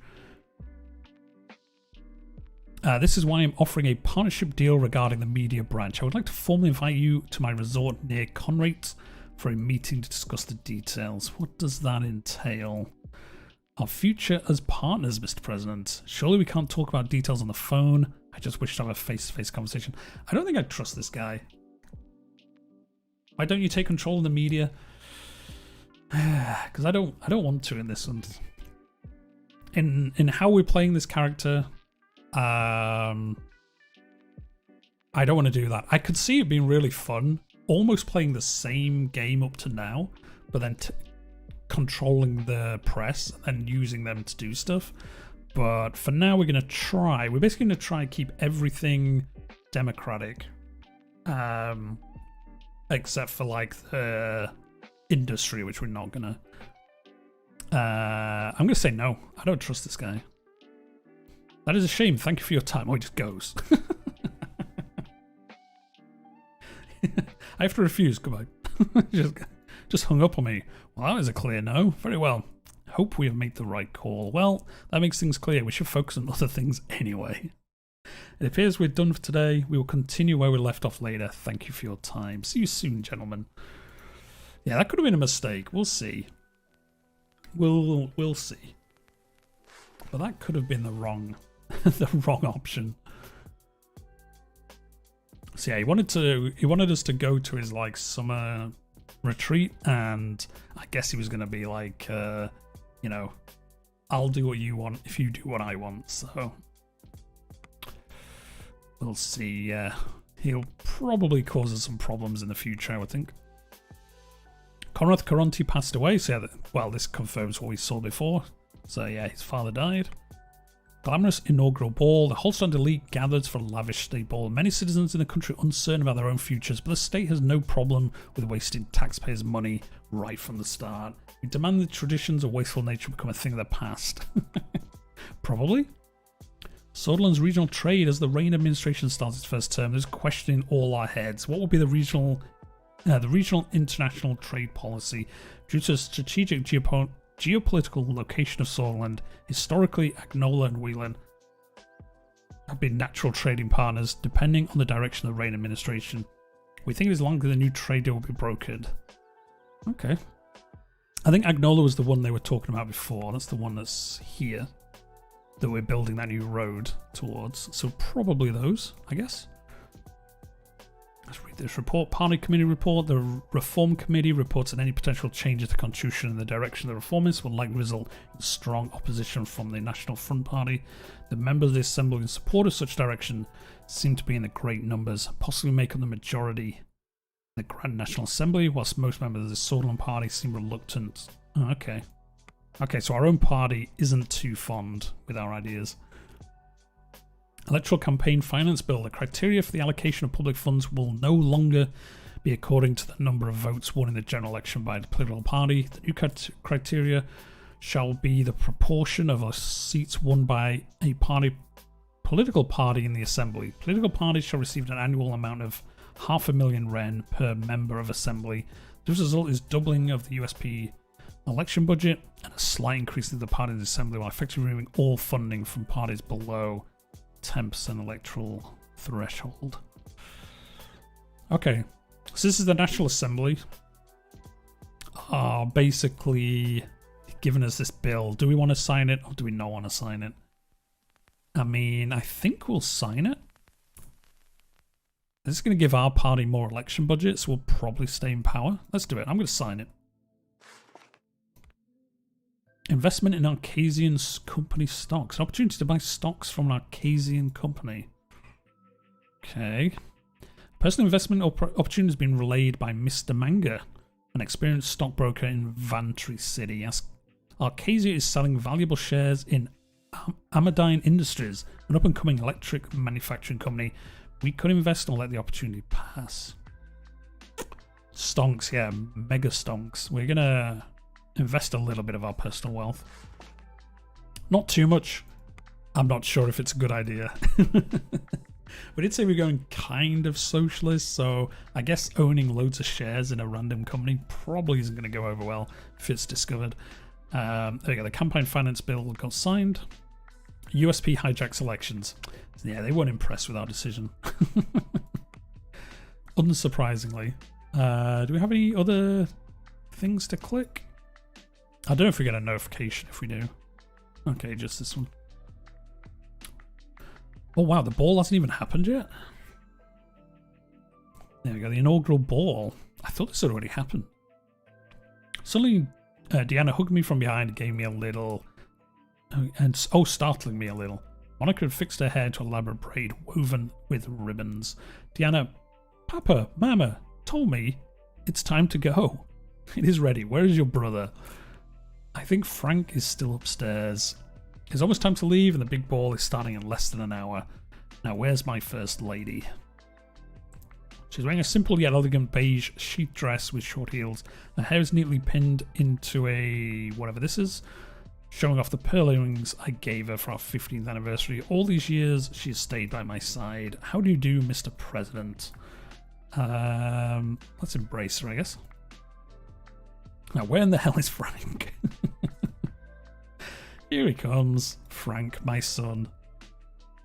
He's currently studying at Holzand High School. Okay. Frank tugged at the collar of my new tuxedo. He seemed ill at ease. Are you good to go, Frank? Yes, the sooner we go, the sooner it'll be over. Okay, so he's not impressed with going to this ball, unsurprisingly. She pointed the president of guards at the door of the house. Yes, Sordland's most important family needs extra protection. Unfortunately, yes, they can't leave our side until my term ends. You'll get used to it. These people are our friends. Well, I imagine depending on what choices we make, they may not be our friends. It's alright. They're here to make sure that nothing bad happens to Papa or his family. Stonks? Come on, you know what stonks are.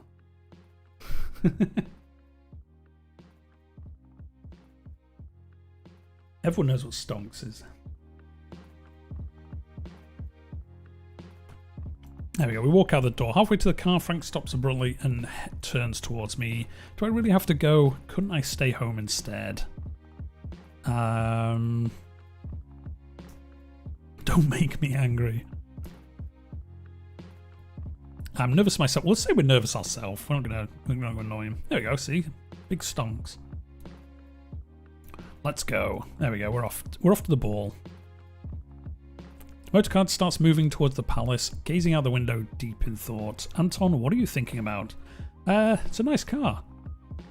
With all that's been happening, I'm wondering if I made the right choice. I was thinking we've come a long way together. Let's choose that one, it will be nice. Yes, we have, and there's so much more we can accomplish. Just remember, no matter what happens, the children and I will always be here for you.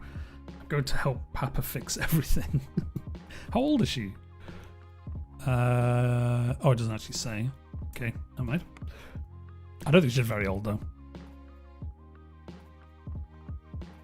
We'll just say we're going to enjoy the night. Oh, this is Sergey, the driver again. For what seems like a few minutes, the convoy slowed to a halt. Sergey rolled down the limousine's soundproof partition. We are here, sir. Hope you've enjoyed the ride.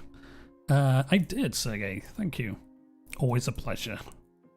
So there we go. We're going to get to the ball. Good luck out there. I'll see you for the trip home. I stepped out and immediately found myself surrounded by loud voices and camera flashes. Hordes of eager journalists thrust their portable microphones my way. My guards fended off most of them, but one woman managed to dodge them and corner me. I recognised the Swordish Broadcasting Company logo on her press lanyard. So there we go, just a random reporter. Mr. President, do you plan on working together with the opposition parties to expected constitutional reforms? I'm going to say yes, if the opposition is willing to support us. Mr. Victor clarified that as long as you hold your promises of democracy, that it will support you on these issues to that end. What do you think about his statement? Nice. So, okay, the opposition guy is actually on our side because we said we wanted democracy. One more question. One of your first acts as president was to sign a campaign finance law allocating public funds by seats in the assembly as opposed to the number of votes. Is this a deliberate attempt to defund the Communist Party? and the Works' Party, neither of which reached the threshold. Perhaps it is. If left unchecked, these two parties will only make trouble. So ensure the USP has the funds we'd stay in power long enough. So we basically say, yeah, basically, you're right. I'm going to say perhaps it was. There we go, the guards got rid of her. We into the lobby and joining the throngs of people making their way through the ballroom. Behind me, I hear a familiar voice. Petter. There they are, the most beautiful family in Sordland. Uncle Petter. You two are growing faster than I am growing wiser. Mr. Vice President. Pedder's wife approached us and shook our hands with a firmness. So I kind of think Pedder's gonna do something. I don't trust him 100% if I'm honest. Congratulations, and I have to say the results were clear to me from the beginning. I appreciate that a lot. I think it's time to celebrate the victory. Let's do it. Evelyn, so that's Pedder's wife? Yeah. Monica, how are you? You've barely said a word. I'm more than relieved to have this roller coaster ride over with, but of course, now the real work begins. Ah, yes, managing the help, planning parties, daily trips to the salon. I think she's having a bit of a go at her there. Don't be so old-fashioned, Evelyn. I plan to use my powers as the First Lady to advance the position of women throughout Sordland. Equal rights for our sex are long overdue, wouldn't you say, Anton? As long as they don't burn the rose. Wow. Up to a point, yes, but they mustn't neglect their responsibilities. Absolutely, we need to work together to achieve that. That's my wife, never content to be just a pretty face. Wow. Okay, so I think if we were playing like a more evil-y playthrough, we'd probably choose this one or this one. But I'm going to say let's work together. She's our wife, after all. Jenna jumped in between us and tugged at my sleeve. Can we go? I want to see the ballroom. Yes, let's get going.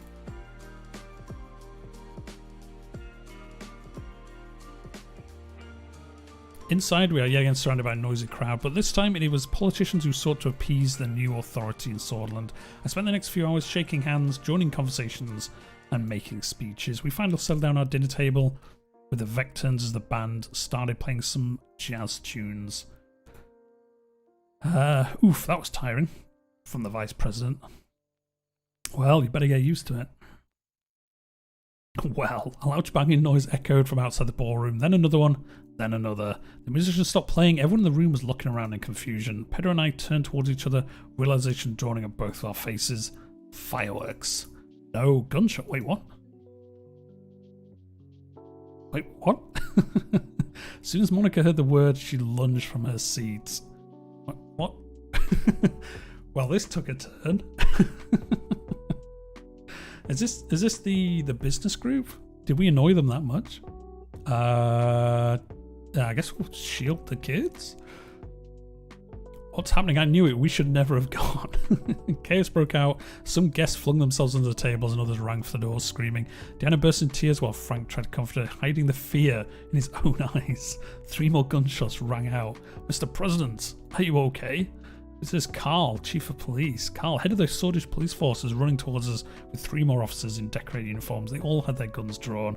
As soon as he made it to us and saw that we were unharmed, he let out a big sigh of relief. Thank God. Status report. So we're just at the inauguration ball and we're already... people are trying to kill us. He turned quickly to his men. Check the perimeter now. Paul, Janssen, follow my lead. We will bring them to the safe room. He now turned to Monica, Evelyn, and the children and spoke in a softer voice. Don't worry, the situation is now in control. Please follow me. We promptly followed Carl through the winding halls, and corridors of the palace. His men still had their guns drawn and did nothing to ease the tension. On the way, Petter made an attempt to break the silence. What a night. Can't you shut your mouth for a bit? I'm going to say, not now.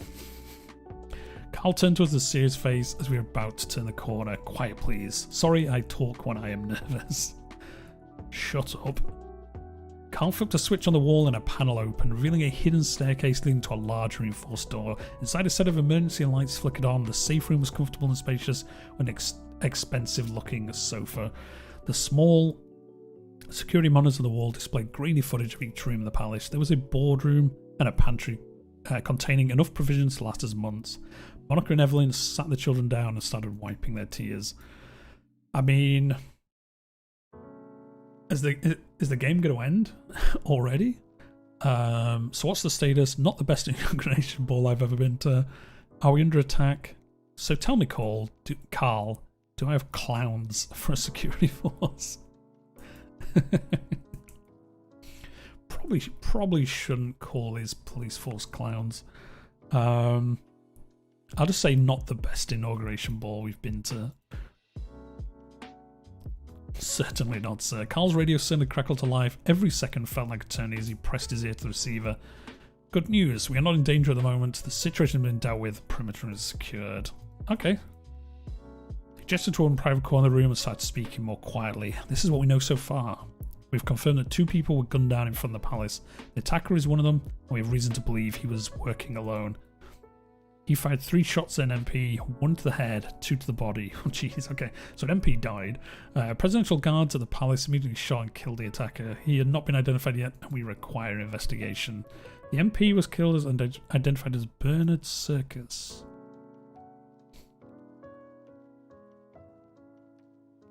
He was regarded as the leader of the avant-garde. Well, he's not anymore. His otherwise heavily influenced society, cultural and economic problems in the home city of Deer. He's been described as a romantic communist. Oh no. He joined the Red Ruth during the Civil War. Oh, we did that as well. He moved to United Contana and studied sociology at the Communist University of Keio. There he was influenced by the artistic. Is this some is this like a the capitalist? Is this basically America sending someone over to deal with him? This is huge. This will cause a lot of problems. A lot of problems. Peter pulls out 2 cigarettes and handed me one. He then turned to Evelyn. I could hear him trying to reassure her that everything was going to be alright. Okay. Nothing like this will ever happen again. I will make sure of it. I'm not going to say that. We're going to say we are safe. We can't be sure of anything anymore. I lit my cigarette and took a deep drag. I was going to see this through and keep my family safe at all costs. Well, and I believe it's still turn 1. It is. It is still turn 1. Okay, news. I guess there's going to be some news on Rayne welcomes Richter's words. President Rayne gave signals cooperation with his friends Richter of the PFJP ahead of the inaugural ball. So we know about that. We chose a decision. Denigrate small prize with Bill. Yeah, we did. MP shot. Nation in shock. Oh no, the Red Youth have reportedly promised revenge. Oh dear. That's not good. Have we got any more events? Oh, okay. Well, we'll choose this one. We'll read this report. Security measures in the capital have been heightened after the murder, and the mayor of Sordland report everything is under control. Security around the Maroon Palace has been increased with the combined efforts of the police department and the Presidential Guard. Additionally, the entrance procedures to the palace have been revised with advice from security professionals. Good. Good, I guess. Emergency meeting. My cabinet members have gathered to discuss the shooting outside the palace. Lilius presented the initial report. Bernard Circus was shot dead at 9:03 in front of the palace gates. He was elected independent member of the assembly and, as you know, a famous communist. He spat the last words out with some distaste. I thought she liked that kind of stuff. She's a weird one because she wants us to like invest in infrastructure and stuff like that, but then she hates communists. She supports socially conservative politics. Okay then, I guess. Now, the president and the family were unharmed. Praise God. They sure were. An MP is shot near the palace. That's absolutely unacceptable. That's what we're going to say. I agree, we are re-evaluating our security measures. However, the recession has affected my ministry negatively. This sets a dangerous atmosphere where the left versus right political violence in the 1920s might spark up once again. Return to those days would be devastating. The coups are the reason why our country stagnated for a decade. very true. We want to avoid that where possible. The Red Youth condemned the killing, but didn't stop there. Who's she? Oh, she's the Minister of Justice. Look at this guy down here, the Minister of Defense, looks like he's a Bond villain. This will in turn spark further aggression from the young swords. The whole cycle started because Bernard Circus expressed his views. We can't simply look away. Nia's been one of the few members of the Justice Ministry truly deserving of the name. She has survived countless attacks on her character while fighting corruption within the ministry, and rising to power had only compounded her sense of moral duty. Okay, so we should side with Nia. Freedom of expression is part of our constitution. We can't have anyone, let alone an MP, shot for voicing different opinions.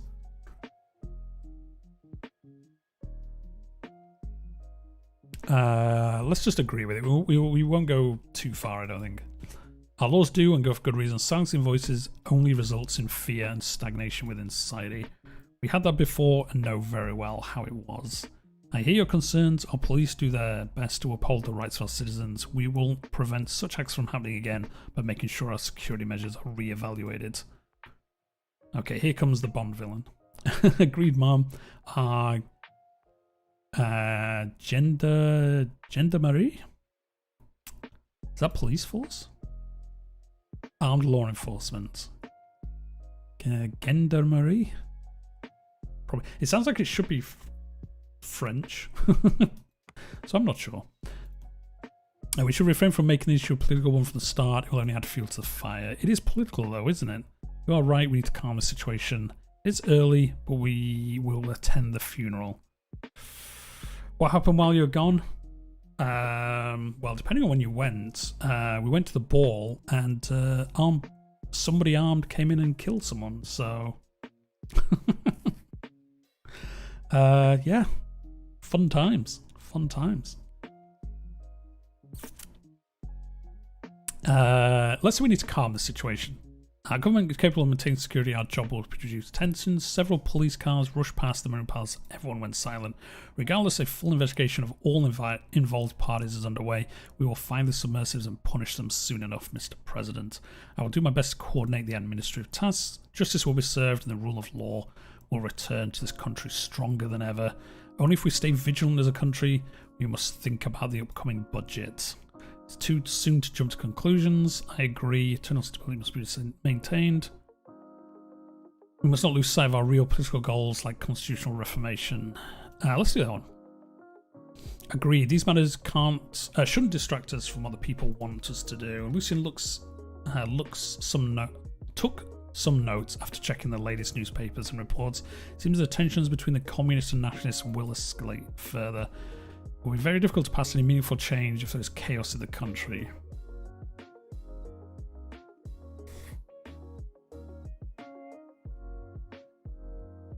I'm gonna say we're gonna make it through it and deliver our promises.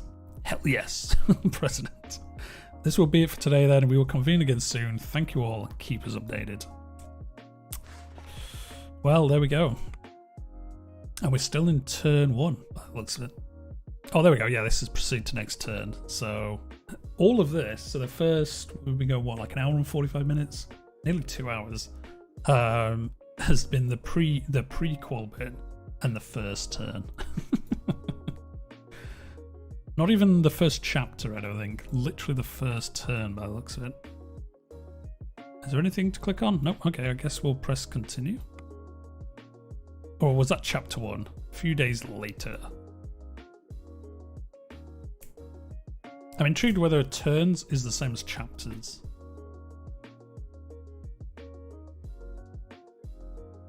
I'm guessing this is going to be like a couple of months later and we'll see. No, this is still chapter 1. So yeah, that first 2 hours was literally just turn 1 of chapter 1. So this is a pretty sizable story by the looks of it. Agnolia, here we go. Horton critiques trade, the leader of Agnolia. So actually one thing, do we see like what year it is? Like how much time has passed?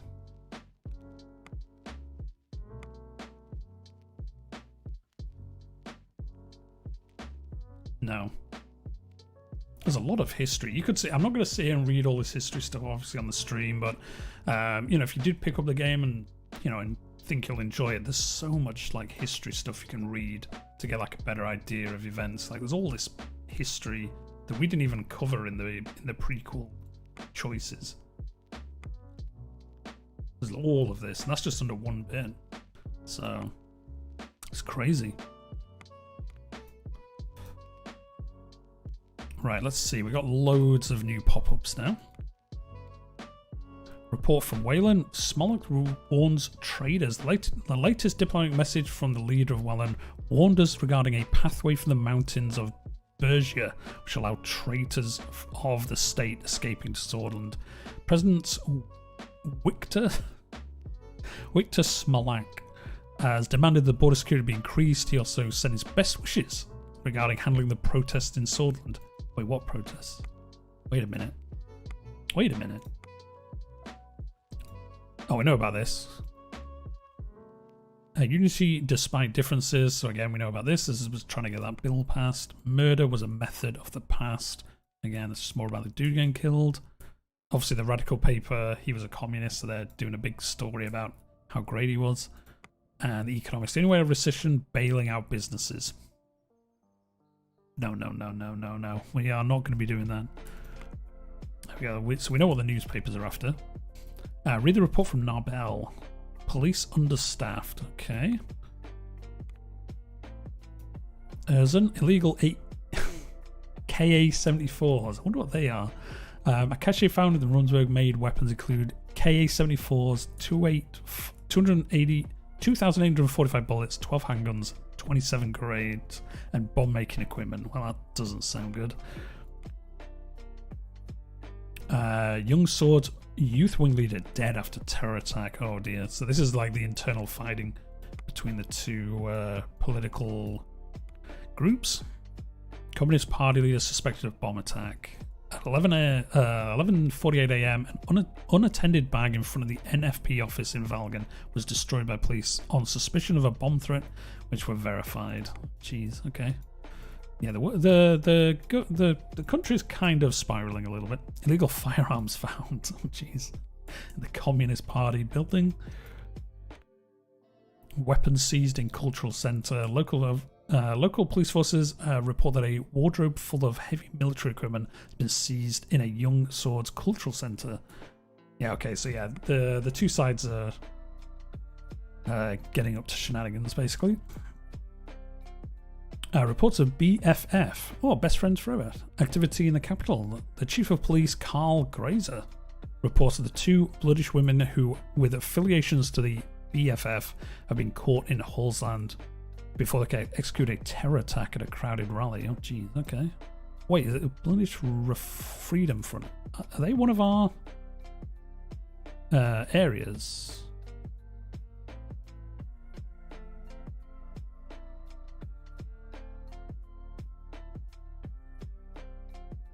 I think it was. So yeah, anyway, things are not going well. Let's go to the security briefing first, and then we'll... Oh no, I clicked the wrong button. Okay, well, I guess we're doing this one first then instead. Even as I turned the door over, I heard Deanna rushing down the stairs to greet me. I opened the door, and there she was, standing in front of me with expectant eyes. You're home.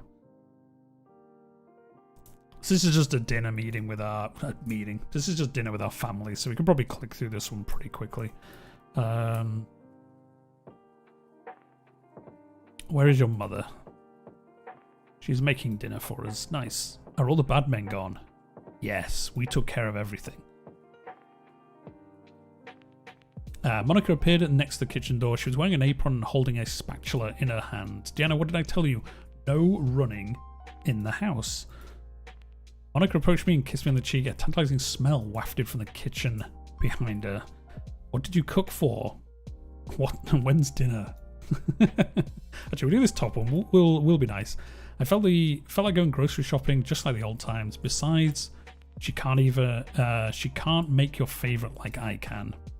You mean Lorsha?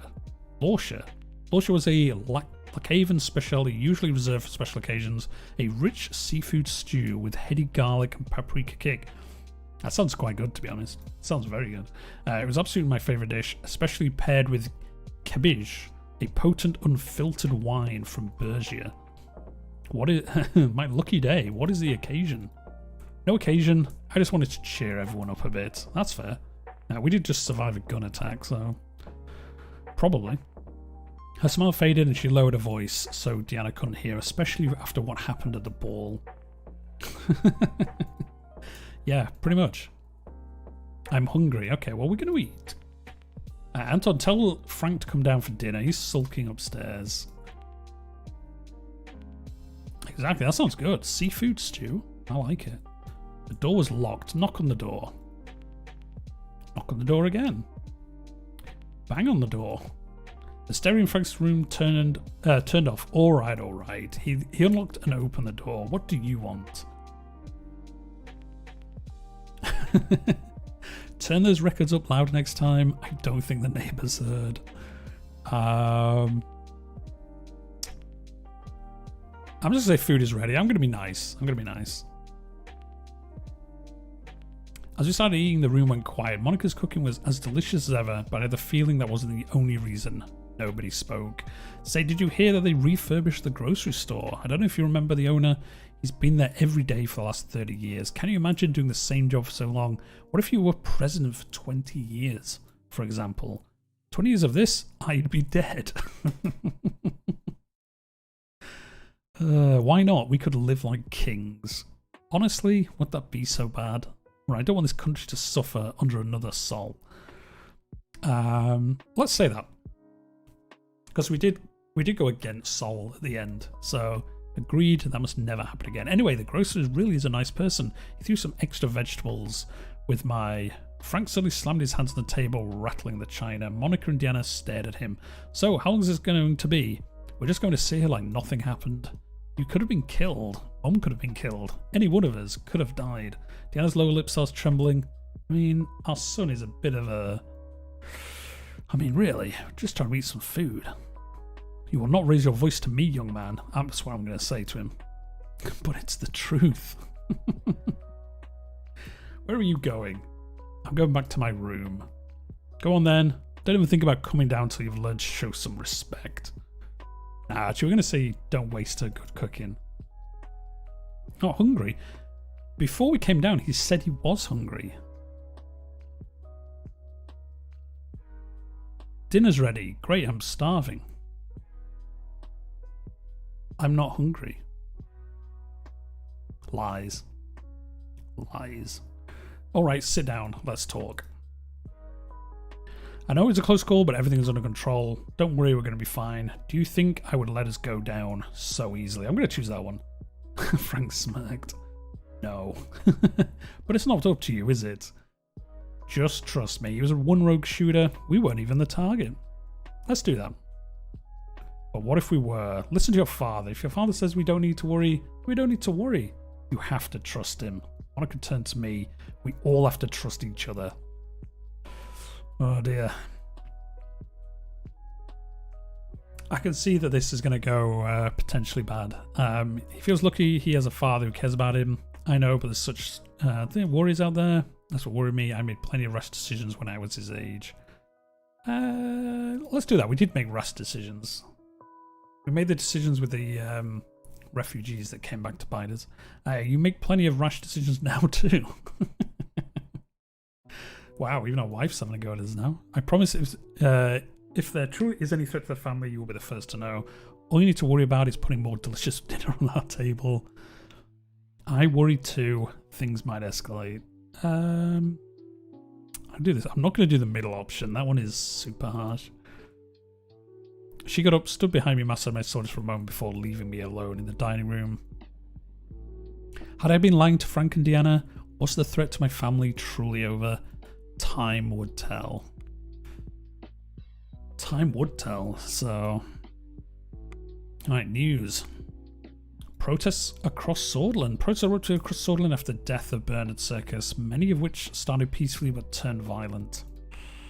So I'm guessing, I don't know if that event always happens or the decisions we made previously caused that to happen.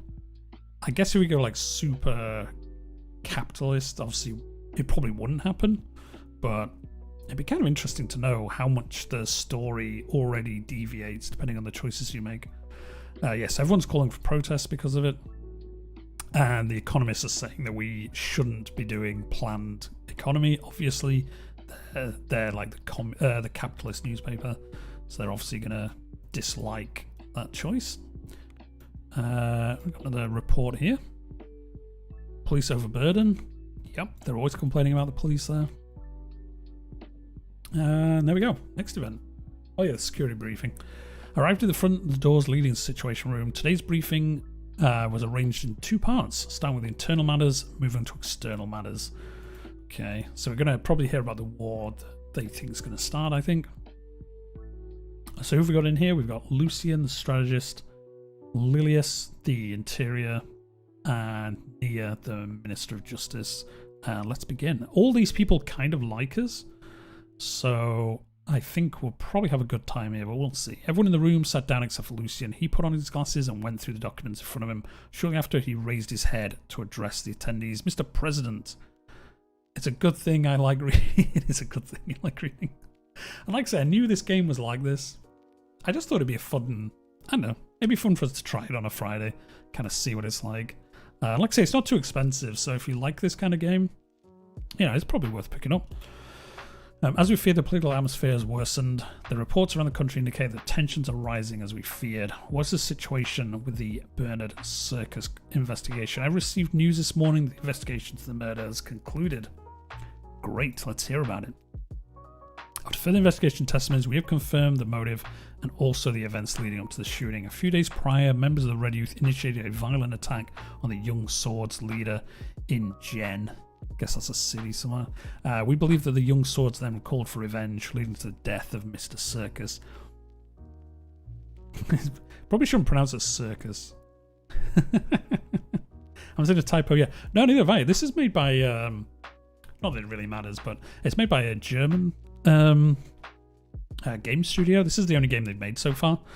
Since he often spoke against the Young Swords, the nationalist sentiment in the assembly, he was a big target. Not to mention the radical communist views. Political violence needs to stop. We'll do that because we got to try calm everything down. Yes, we've kept it at bay for so long, but it seems that there are now new triggers. Oh no. Lilius handed over a report and pointed to a highlighted section. The investigation revealed a very troubling fact. The funding sources of the Red Youth have been clearly linked to United Contana. Of course they have. I mean, I wonder which country this could really be. What does that mean? Okay, so yeah, that country is basically funding the communist youth, basically. The communist superpower is meddling in our affairs. Several Red Youth members with ties to United Contana have been detained. Information extracted from them points to a preparation for a communist uprising. Oh dear. It isn't unusual for superpowers to influence other nations, but I think this case is a little far-fetched. The left lacks popular support in Sordland. Nia eagerly lifted her hand and motioned to speak. Yes, I went over the reporting detail. It would be wrong to jump to conclusions about a clear foreign interference yet. United Contana has humanitarian cultural links with many countries.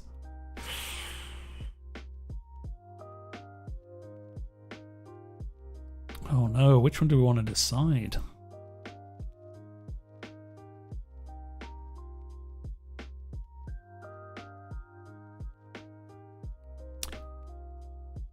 Okay, so she actually doesn't like... She doesn't like communists because they took her... Oh wait, no, they got nationalized. So no, actually she does like them.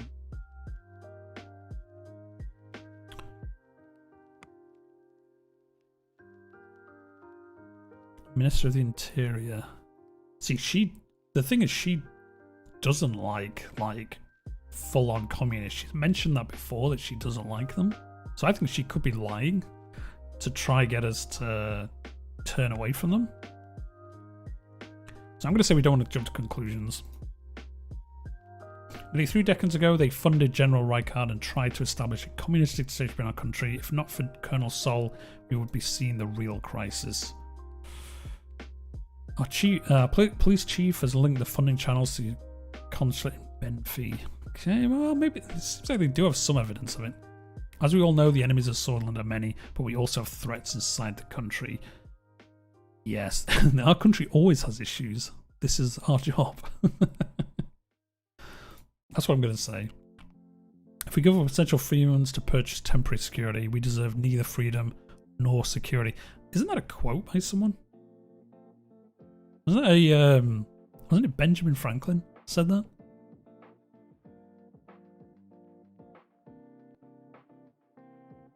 I'm pretty sure it was. Maybe not exactly, but that at the end bit definitely sounds like a Benjamin Franklin quote. This is debatable, but yes. It is a famous quote. I thought it was. But yes, we know more security and surveillance cause the country under... Yeah, we don't want more surveillance. Let's not forget that President Sol, God bless him, brought stability after a long period of bloodshed and chaos. But moving on. Our highest internal threat comes from the estimated 20,000 strong Freedom Front led by the imprisoned Duelin Arge. They are a banned political organisation, now a military force, is trying to incite racial violence. Well, we don't want that.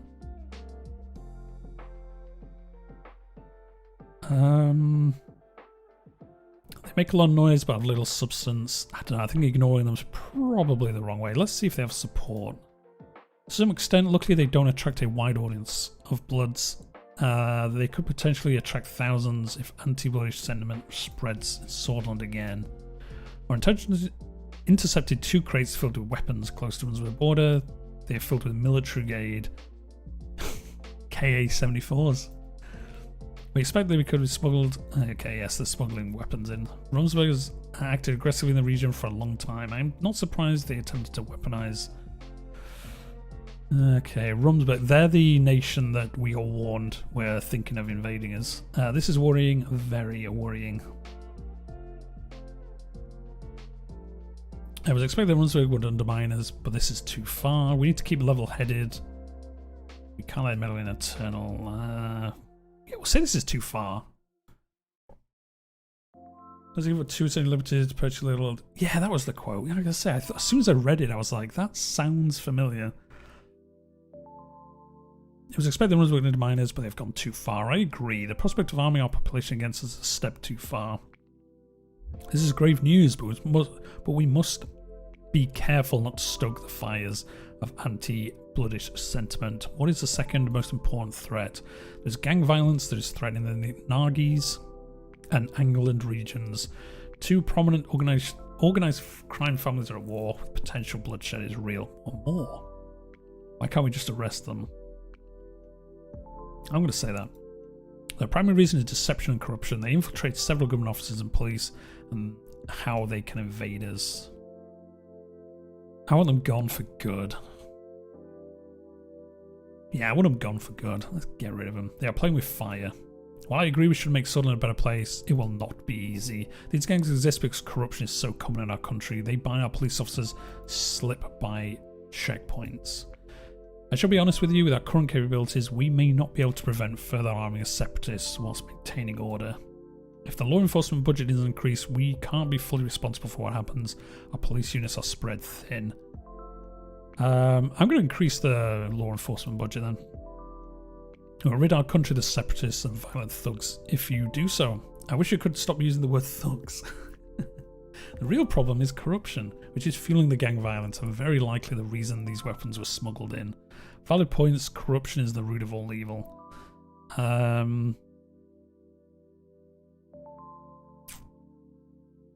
Yeah, let's do that. We can look at corruption once the weapons have been found and the gangs have been beaten. Just like previous administrations, kicking the can down the road. That's what's destroying our institutions. I like it's just like, just go beat them up a bit. They're openly scowling at each other. Let me just turn back to our notes. Well, this concludes our topics. Whew. Do we get to decide? I guess we do. Till next time. 2 minutes to leave the room. We make a short break for continuing to the second part. And upon invitation, Isef Lancia along with 3 high-ranking officials from the military defense, walk into the room. One of the men is none other than General Kruger, Chief of the Armed Forces. Is that... oh, no, this guy, Vulcan. And Dr. No here. Asov made his way across the table where the others stood at the door. Mr. President, I brought General Kruger with me due to the escalations at our borders. General Kruger stepped forward and saluted. He had a strong jaw with sharp cheekbones. His tall stature, uniform and medals, combined with his deep and intense stare, made him look threatening. He was in his 70s. He looks quite good for him in his 70s. Yet he had a bulky body, which was a result of his commando training. So he's 70, but he's still like... he's still built for it. He also is the longest serving. Salute. I'm going to salute him. He's head of the military. He smiled at the gesture and bowed his head in respect. There we go. See, we won him over already. Gentlemen, thanks for coming to this significant gathering. Let us begin. Asov and Vulcan took their seats at the table while the rest of the officers stood. Oh, wait. Oh, no, it zoomed us up there. Okay, I thought I pressed something then. Mr. President, the situation in the western and northern borders towards Rumsberg is very tense. We're observing deployments. I think they are going to invade us. Rumsberg's been acting increasingly expansionist in the past decades, and Alta also interfered in Agnolia. But now they've turned their sights on us. What's your current strategy? Patrolling close to the borders with our police force and keeping army reserves near. It seems like they want to increase the pressure both externally and internally. If I may, please do go on. The picture is becoming clearer. The latest information from the interior about the weapons caches, and now there is active military build-up on our borders. The entire situation was analysed by our general staff, and our prediction is a future territorial incursion by Rumsberg. Okay, so yeah, they think they're going to come and invade us. Do I want to say they're exaggerated? The thing is, I don't think it is. We've had a lot of warnings that they're up to something. Although, or is it just the military trying to get us to do a war? Because there was a bit earlier about we should defund them a bit because there's no threat to us. But then we have been warned that there is a threat to us a few times. I want to keep them on our side though, so I guess we'll say completely trust. If history taught me anything, it's that in this kind of situation, you don't want the military against you at all. We will not let you down. General Staff composed of the smartest military individuals. I require an increase in the military budget to enlist more officers, more soldiers. Okay, so yeah, now he wants more money though. See, I want to fund the police. I wonder if it's going to be one of those decisions. Do we fund the police or do we fund the military? During the election, you said nothing about focusing on our military. I ask you to reconsider and to increase the military budget. The future and safety of Sordland is in your hands. As you said, times change. We will see.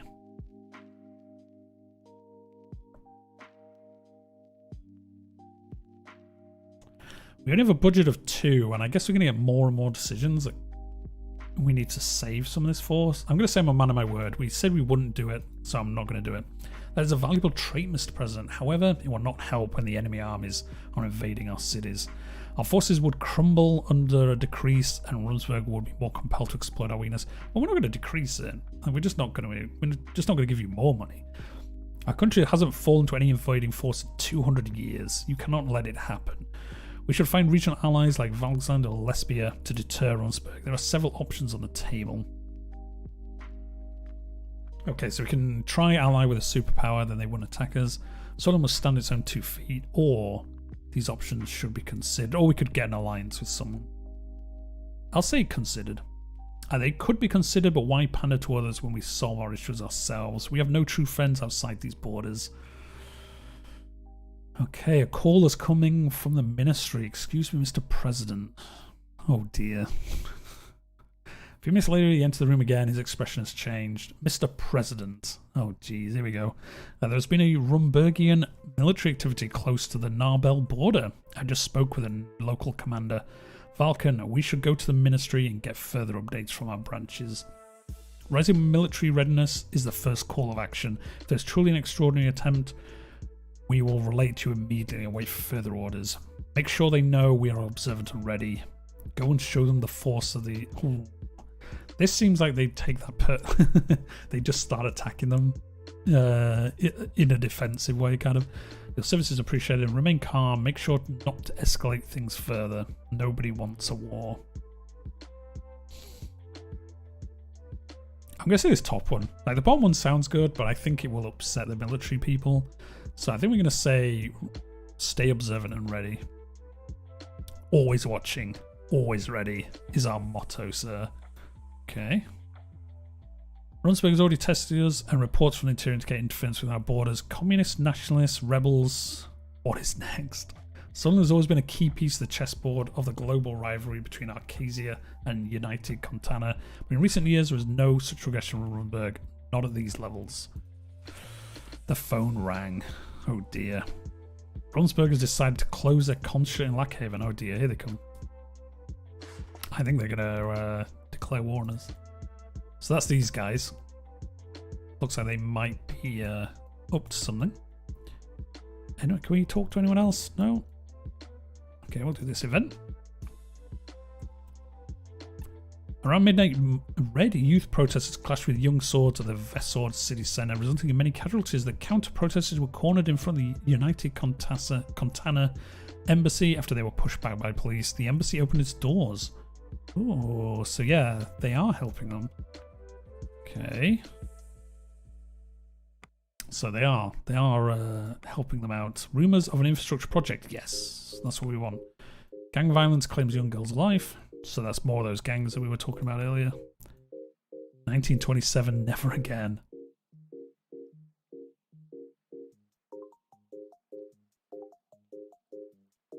This is all about they don't want to return to the Civil War. Economist, Underhaul Construction once again. Underhaul Construction once again picked as number one construction company of the year. Okay, so I guess they're going to come for that road building job that we were setting up. And they closed the consulate. Yeah, we know about that. Let's read a report. Arcasia develops first ICBM. Okay. Intelligence reports that Arcasia successfully completed the Missile 4, an intercontinental ballistic missile that has established capability of accurately destroying targets thousands of kilometers range. Arcasian military missile capabilities has significantly increased. Okay. Got to watch out for that. React to unrest. Decision to address the instability in the nation. Okay, let's see what we can do. The political situation around the country has escalated. Chief Strategist Lucien has prepared several action plans. Which will we do to address this climate? Yeah, missiles. Yeah, that doesn't sound good. Unless maybe they're going to come to us. Say like, here's some money. Do you want to let us set them up? Potentially. Call for restraint. Visit affected towns in person. Label all protesters as traitors. Expand the police by deploying all recruits in training. I don't want to do that. Like deploying. I feel like this will backfire on us. Televised appeal. Yeah, I think the televised appeal is the best way to go. This one seems like one of the recruits who isn't fully trained will do something stupid. So one of these. I think we'll do the televised. I don't know. Televised appeal? Mass to win hearts and minds. Yeah, but what about going to the towns in person?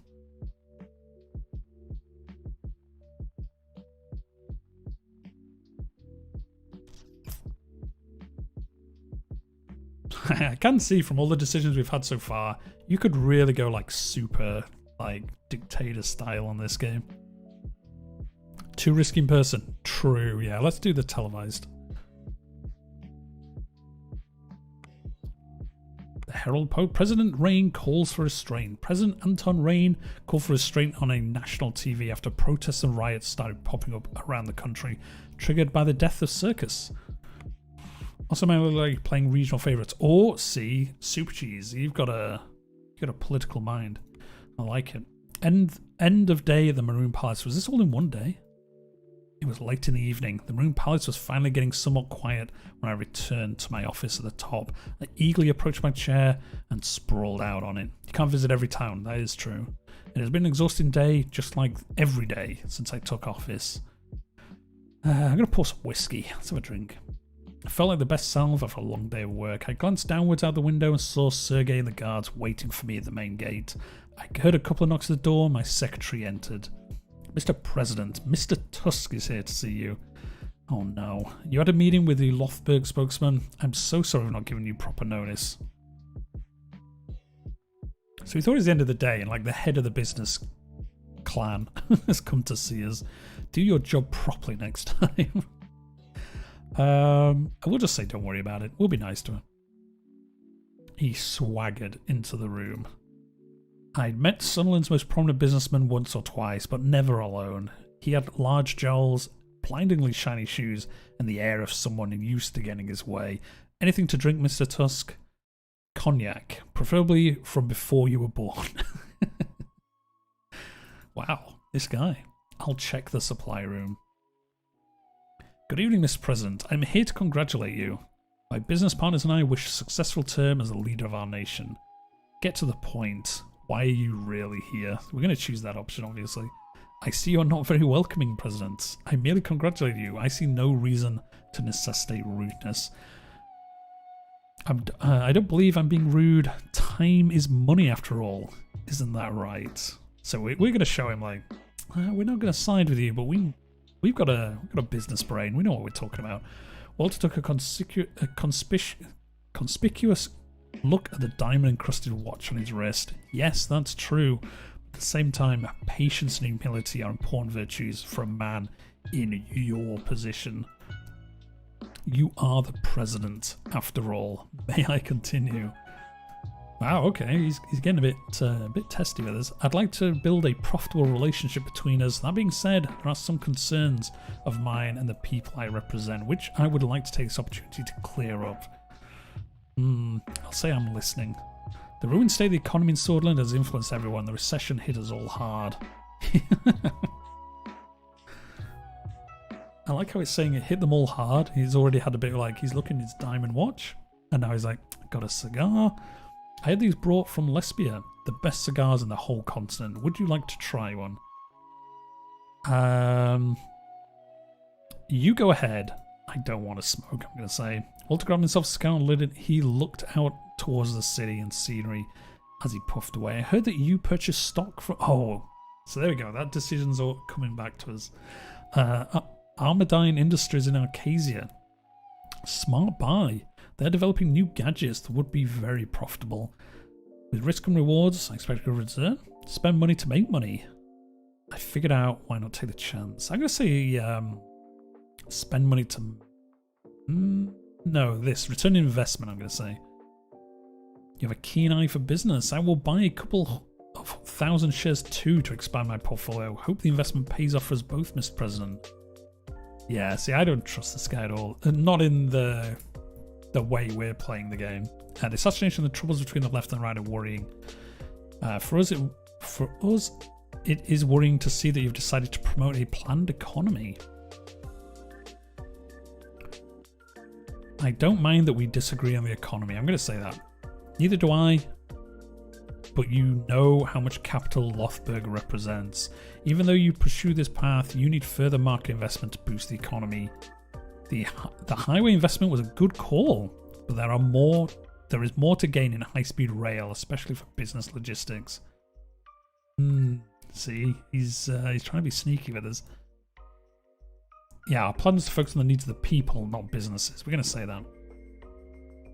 I do understand where you are coming from, but the businesses will help the people get employed. We can be close allies. The group can help you get Sordland out of recession, which will be the key problem to solve in your term and could even determine your re-election. So there's the stick, I think. That's the stick side of it. Let's start with a gesture of goodwill. Soon the investment project contract will be awarded to one of the three main contenders. He pulls a check out of his pocket and slid it towards me on the table. My personal bank details were listed on it with a deposit of 500,000 Sordish Ren ready to be transferred. That is 6 months of a president's salary. The contract is somehow awarded to Underhall Construction. They would not only work hard, but deliver, but also do it on time. What do you think? Wouldn't that be good? He put his index finger on the check. There was a noise by my door. Leviasuna was standing there, holding a tray with a bottle and 2 glasses. I'm so sorry, Mr. Tusk, but all I could find was a 1942 Sovignon. I hope that is acceptable. She quickly put the tray on my desk and walked out. Tusk eyed her as she left. Remind me to visit your office more often. Now where are we? Do we have a deal? So I wonder if she saw the check and didn't mention it here, but like no matter what we choose, maybe she tells someone that she saw it. We're not going to take a bribe. Did you just try to bribe the president of Sordland? I refuse. He sighed and pulled a check away, putting it in his pocket. Be careful, Tusk, or you will have to make your deals in a prison cell. Did you think I was just another corrupt politician? We'll say that. We don't want to wind him up too much, because I imagine it'd be bad times if he does. Administrations were built on mutually beneficial partnerships, but I do understand where you stand now. Have a good evening, Mr. President. Walter stood up, grabbing his jacket, and made his way towards the door. He closed the door behind him. I gathered my things, prepared to finally head home. As I walked out, I noticed Livia standing there, covering up her typewriter for the evening. Oh, see, I knew she'd noticed. If I'd be so bold, Mr. President, did you accept his offer? I wonder if you do, can you just lie and say no? That's absolutely none of your business. Of course I didn't.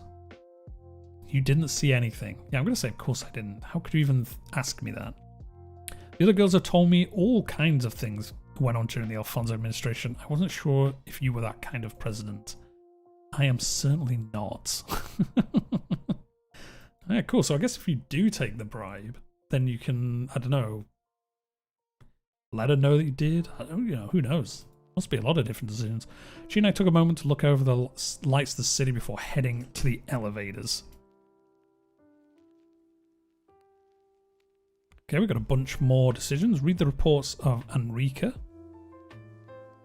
Local police working with nationalists. That doesn't sound good. One of our agents, acting as a young swords member, had an encounter with two members of the local police force in Enrica, Alson Ballar and Vic Z. According to the reports, the policeman tried to bribe the agent to burn down a store. Okay, that's not good.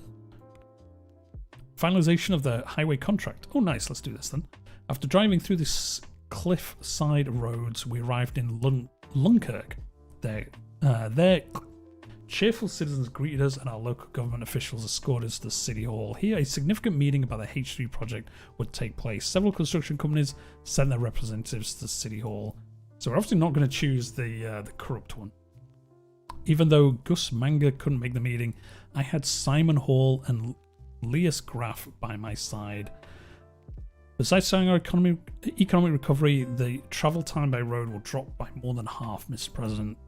This project will improve the Angolan region. I have lived with these people and seen them suffer. I trust your plan. I'm glad to hear that. We should be able to slow down the recession if we finish this project successfully.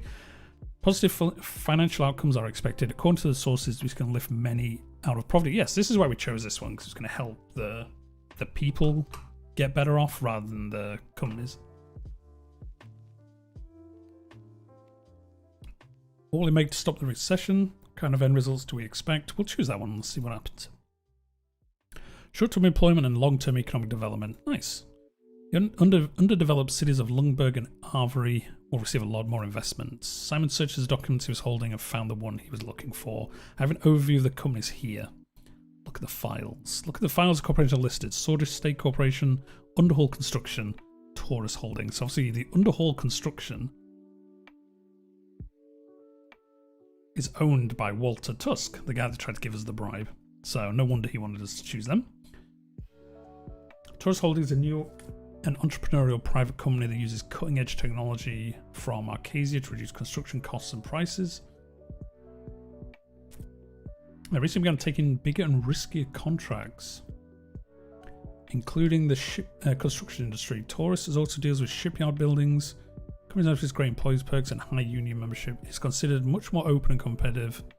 They are known for their port expansion project in Benfey, which completed with half the budget. Wow, okay. And I guess this is, the state one, so... Okay. I reviewed them. Also took the liberty of asking the mayor of Avery his opinion on the matter.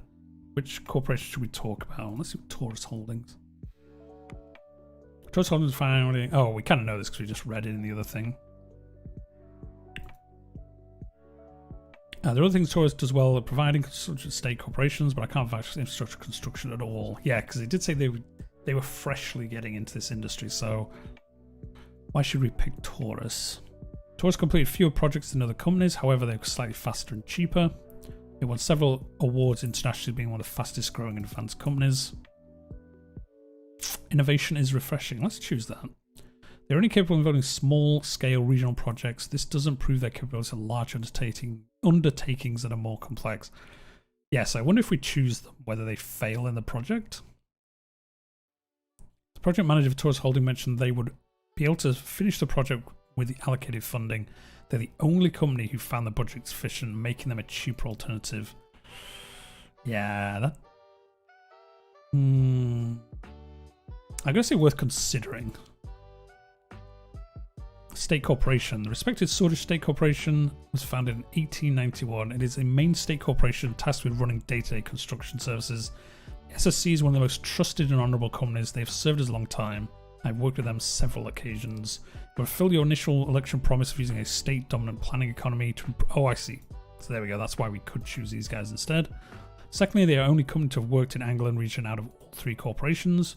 The outdated construction methods, they concern me. They are several decades behind. Yeah, the lack of modern attitude is disappointing. I don't agree with the negative statement for the SC. Their records clearly show complete contracts with 1,000 employees who have more than 20 years of experience. Okay, well, say I'm actually kind of tempted to choose them. Underhaul, these are the dodgy ones. Real estate and construction giant was founded in 1925. They expanded their economic boom in the 30s. Picking this corporation will go against our planned economy policy. The CEO of Underhaul is Chris Shah, the mayor of Conrate. He sold half his shares a couple of years ago. Yeah, to the guy who tried to bribe us. What is your experience with them? Out of all three, this company I trust the least. They seem to fail in respecting the contract terms of their workers, likely to cause trouble. Yeah, we're not going to choose them. Yeah, basically they're just saying the construction is all bad. I'm not sure about Underhaul. Yeah, we're not going to choose them. I think we're going to give it to SSC. I was thinking of Taurus Holding, but with them saying that they're inexperienced, I kind of feel like something bad will happen if we choose them. Maybe they won't, but I think I'm going to go with SSC. Good that we are staying consistent with our economic strategy. Yeah, because they did also say don't flip-flop the strategy constantly. So Simon signed a certain section of the dossier and fixed his glasses. Very well, Mr. President. The contract will be awarded to the Swedish State Corporation. Very well. Very glad that you made this choice. I can tell my experience they are very satisfied with this corporation. The company will be notified today and the construction will begin immediately after. I think we're off to a good start. I do think we're off to a good start. My expectation for a grand opening ceremony are late next year. Better get to work then. There we go. Nice. Well, there we go. That's another day done, I think. Oh no, we've got more events. Well, oh, so there we go. We can see the progress of the highway. Construction begins.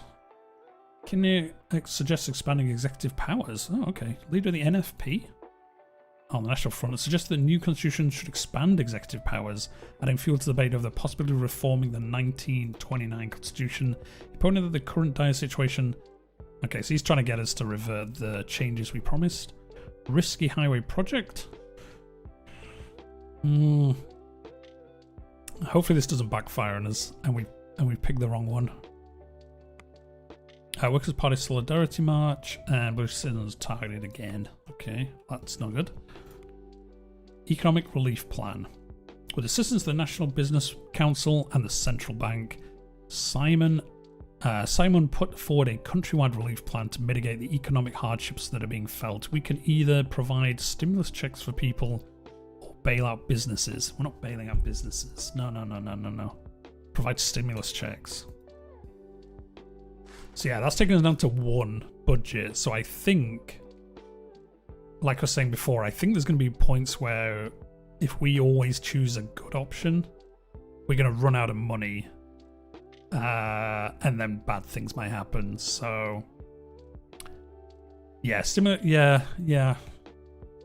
But I think because everything's going so badly, I think it's kind of weird. Unemployment in checks. The administration has fallen for populism. Oh, this is The Economist, though. They hate us. They hate us doing things for the for normal people. So, yeah, that could potentially have been a wrong answer. I guess we could have saved a budget there and just picked neither of them. Do we want to attend the funeral?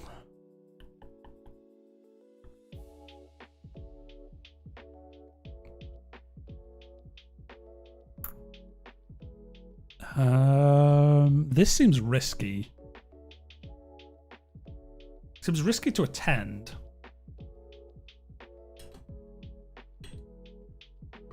But also it seems risky to not go, because I imagine it will upset a lot of people if we don't go. I'm going to attend it. I'm going to do it. It's probably risky. Probably get killed. Situation report from Nardell. The mystery report reports the situation along the border is getting tense. Rumsberg's Southern Army is sighted training close to our border. Did not respond. He issued a radio message. Okay, yeah, I think we are going to get invaded at some point. So I guess we'll see. I guess if at the very beginning we cut the military funding, I wonder if they just invade.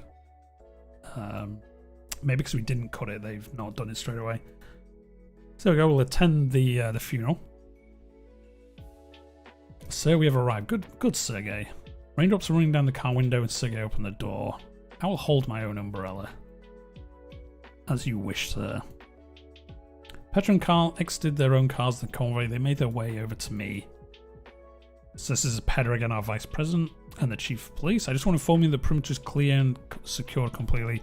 No one getting in or out without our knowledge. We don't want something similar to happen again, do we? Absolutely not, Mr. President. Same mistakes will never happen again. I personally made sure of that. If anything happens to Anton, you will have answer to the First Lady. And trust me, Carl, you don't want that. Petra let out a laugh, which drew some attention from the bereaved attendees. Oops. You are being inconsiderate, yes. It started to rain. Several unintelligible voices are heard from Carl's radio. He stepped out to reply and returned shortly. We have a small problem. A few, 5 to be exact, Red Youth members are here to attend the funeral. They apparently said they wish to pay their respects. Should we let them in?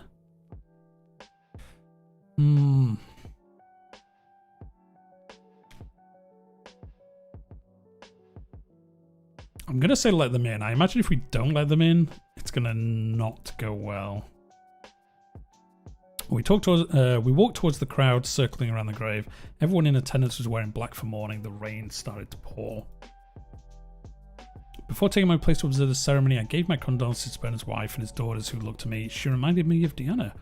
When the religious ceremony was done, I was invited by the priest to deliver my speech. I took the podium. I felt like a lump in my throat, and I couldn't get my daughter's eyes out of my head. Today we are mourning Bernard. This is where there's like a shot and the game ends. Towards the back of the crowd, I spotted the members of the Red Youth wearing red shirts and black bands. They seemed ruly and respectfully bowing their head. There was complete silence except for the sound of raindrops, not gun drops. Don't even know what a gun drop is. This is a great loss of us. I confess I disagreed with Bernard almost entirely, but it doesn't mean he deserved this. Our country can be a better place. Regardless of his ideology, it's a heinous act towards a good man. I'm going to do this one. It's a bad act, and we must end the cycle of violence. I'll make sure this unfortunate event such as this will never happen again. Dream of a unified Sordland. I think we're going to do this one. Yeah, because he dreamed of that, so we'll kind of like, I don't know, his legacy or whatever. Let's all mourn and remember him well. Hatred begets hatred. There's only one way to overcome the vicious cycle. We must unite against the evils of the world. Tears of family must be left, but we have a price to be paid. I will not stop until it's paid in full. That's where we like superside, and I think that's where we kind of let them take revenge. I don't think we want to do that. Let's do this top option. Recite one of his poems? Let's do it. We rise towards the sun. Those who died, died fighting. They are now buried in the sun. No need to mourn. There is a raid in there is a raid to the sun. Morning would survive, knowing they perish, knowing nothing more absolute. I don't really want to choose any of these, but I guess we'll go with this bottom one. A moment of silence. Coffin was lowered to the grave. There we go, that's the end. As we bid farewell to Bernard, I want to close with every sword lives by. I'm going to say no, because I think this is going to be seen as like politicizing it, so I think we're going to just step away from the podium. The video thanked me with a soft and defeated voice before we disappeared. On the way back to the car, I couldn't get the eyes of Bernard's daughter, nor the faltering voice of his wife out of my head. That was a good speech. It's time to go.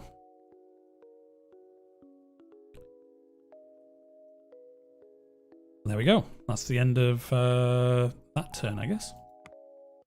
2 unread newspapers. President stands together with Red Youth. Oh no. I knew this was going to be a bad idea. Yeah, the nationalists are going to be mad at us for doing that. They are afraid of hope, but our song will be sung. Huge crowd of mourners, including President Rayne and other senior Swordist officials, joined for a rare display of unity, poured into the heart of today and bid farewell. Okay, so this has kind of been seen well by the nation as a whole. They were happy to see us unified in reverence, I guess, or something. Briefing on the current diplomatic situation. Anyway, what time is it? Okay, we've got a little bit more time to go. Door opened and David Whiskey, once a lecturer to me, now the Minister of Foreign Affairs, gently made his way towards my desk. May I sit down, Mr. President? Yeah, it would be really nice to him. Alright, I'm getting used to our new position. He sits down slowly, taking care not to aggravate the arthritis in his knees. After he settled himself, he regarded me with delight, his blue eyes sparkling. Look at you, Anton, the 4th President of Sordland. What a privilege for me. I still remember the first day you took my class in the University of Culture. Remember how we worked hard on the Agnola trade agreement together? Countless nights together. We signed our best trade deal yet with a good slew of trade advantages over Agnolia. It was even somewhat unfair from my point of view. Somehow the inexcusable ebb and flow of life has led us here to positions we can change the course of history. Everything happened for a reason. Yeah, this is our opportunity to shape the future. I think we'll choose that. Looking forward to our new foreign policy. Okay, so it sounds like he might be dying.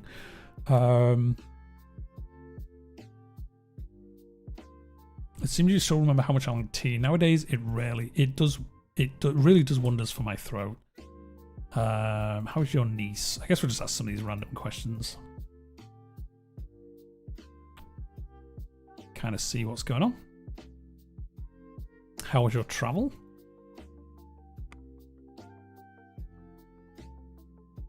Let me hear about Agnolia. Yeah, we'll do this. Yeah, because these are the ones that we build in that road towards, and they said we might get a trade deal out of them.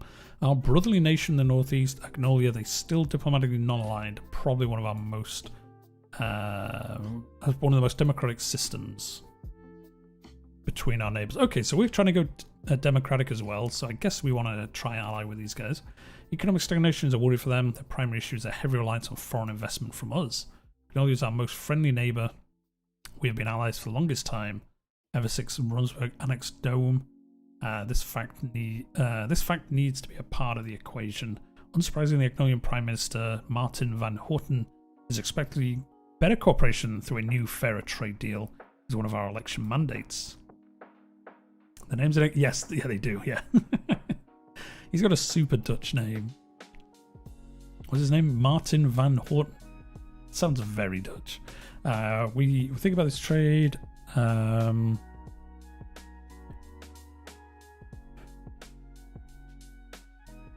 don't think we want to carry on the lopsided trade deal. I wonder if they would, for some reason, ally with the guys next to them that are thinking of invading us. Or maybe not come help us because we've got this lopsided deal.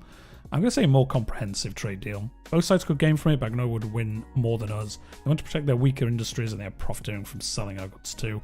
Additionally, the latest numbers indicate that currently 1 million Agno-Swordish citizens live in Angland region of Sordland, which creates a link between foreign policy and our internal affairs. These people have suffered socio-economically, which would lead them to crime and other problems. In addition, a relaxed immigration policy is one of Agno's main requests, which is unacceptable. Most of the immigrants in our country haven't even assimilated into our culture. I'm supportive of relaxed immigration. We are. We said that at the beginning. I would rethink your matter seriously because it is great influence of our society and values. We should remember that we promised to keep our immigration laws relaxed. Yes. Let's move on.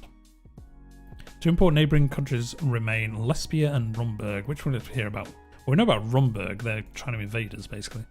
Now the most troublesome nation, Rumburg, a constitutional monarchy led by Queen Beatrice Livingston. Look at her. She's been the queen since 1921. She succeeded to the throne at the age of 16 upon the death of her father, Alfred II. Okay.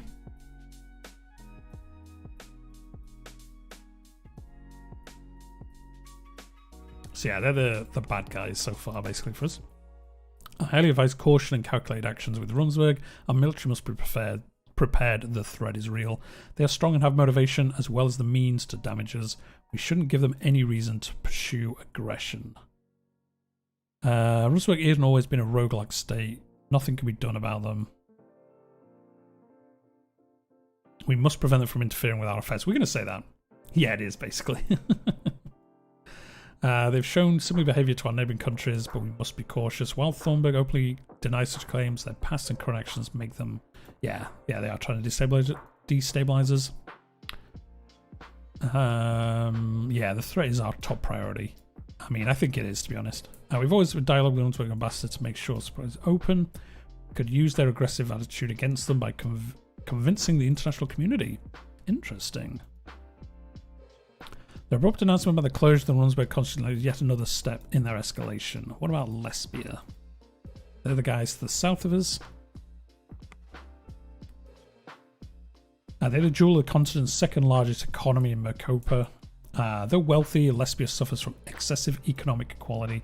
Our past relations have been great, but during the last decade, their investments to Sordland dwindled due to our instability.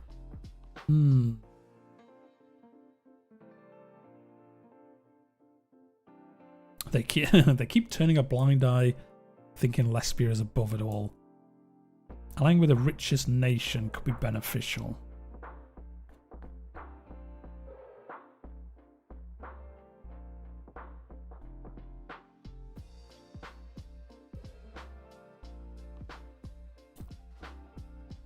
I don't know which one to choose. It would be good to get money out of them, I suppose. But also, yeah, they did ignore us.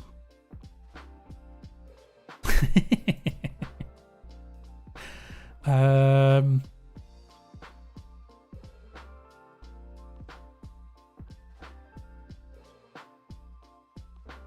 going to choose the bottom option to see what happens. Military is influenced by a certain aura of heroism and this word. The moral compass is different from ours. I'm certain the recession has a lot to do with their retraction from investment. Once they see the money isn't the picture, they vanish rather quickly because they are capitalists. Okay, they've shown a selfish attitude during the Welland Civil War by closing the borders and funneling refugees to cross its sword. Okay, yeah, so they are not good. They are not good. So they basically closed the borders, and when that other civil war was happening, they like pushed refugees into our lands. Yeah, we'll say we're hard to see eye to eye. I completely agree. Lesbia has a long time benefited from us through our old tariffs. They are after exploitation. There are hundreds of very privileged oligarchs who invest inside and outside of Lesbia. Some made significant business investments in other cities. This covers the overview of the current situation. Okay. Petra arrived late and a little rougher than usual. It must have been drinking from last night. Hey folks, excuse my delay. I'm sure I didn't miss anything we didn't already know. He's going downhill, his old Petter. Hey, you were supposed to be part of this meeting, also on time. Punctuality is important. Yeah, what's going on with him? Peter assigned a task for me, that's why he's late. Okay, so we can lie, basically. They have a point, Paddy. We should have discipline in the cabinet.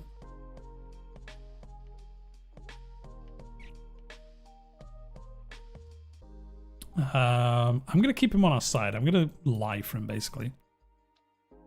Ah, yes, yes. It went successfully, sir.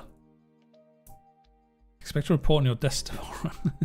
Did we really send him off to do something? I don't think we did. Vice President will be part of the trade delegation, so it's great to have his input on the subject, but also on the Runberg incident. The two issues at hand, what topic should we tackle first? Let's do the trade negotiations first. You were right, Master. The negotiations were short. Our primary goal will be to successfully sign a trade agreement with our smaller neighbours. We have two options. Forming a new cooperation with Wayland. I think we'll do Agnola, because that's where that road was getting built, which they said would help us with this.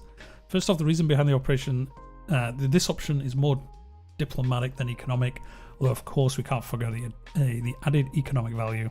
Agnola is an old ally and valued trade partner. The point we are at the early negotiations is around the steel trade. They are demanding that we buy steel for a higher price. That's because they think the deal is far too unbalanced as it is. The second main demand is a privileged access to our agricultural market. We have to fulfill their demands. In return, they're offering a full alliance with Sordland against Runberg.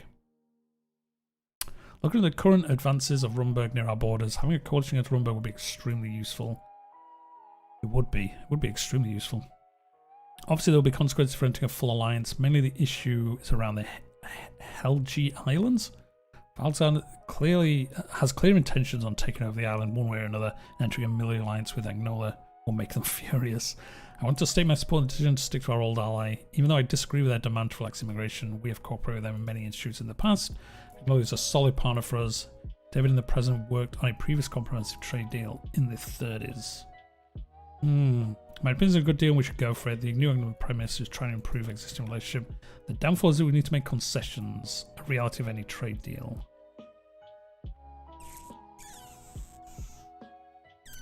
Let's do this. Let's do it. Let's agree to it, I think.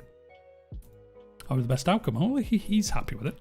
If you decide that Agnola is a trade, other points that they have a very democratic system, which is what we're trying to move to. After the recent election, the PM has a mandate to fair a deal with us. So we're an avid supporter of relaxed immigration. Okay, so he's kind of like they're more aligned with what we want to be. Since this will help us. Starting the highway construction played a part too. So this is where an earlier decision in the game is coming into play for us already. Regardless, if we're going to increase our regional influence to previous levels, we might need to make amends with our neighbours. Ultimately, the decision will be up to you as always. Tell me about Wayland. Where is Wayland? Oh, that's the one in the corner here. They're also bordered with these. Rumsberg.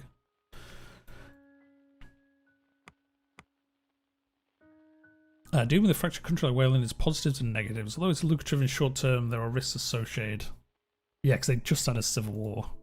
They're proposing co-investment projects and no tariff agreements. They're also offering oil in return for attracting foreign capital interests. However, it's possible there would be an international ramification for getting close to a country like Wayland. All in all, this is a very lucrative deal for us, although there are consequences. I certainly don't support the decision to become familiar with Wayland.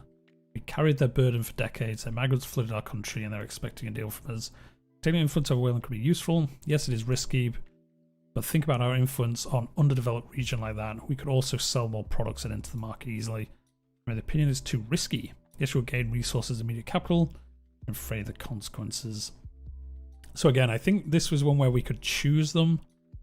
And I guess that decision again splits in the future. Maybe they stay stable and we make loads of money out of it, or maybe they go into another civil war and basically all our investments lost. I'm going to say it's risky. I think we'll choose the guys at the top. Yeah, and these guys don't like them either, so... Oh, except for the Vice President. He's like, maybe. Our campaign promise to steer them towards East and United Contana will have an effect on these negotiations, especially the Wayland. As you know, the current affairs of Wayland are results of communist support of Victor Smolak. Our promise will come in handy. As for the promise made them cautious, which made them harder to get. Oh, so again, this is where an earlier decision has affected us.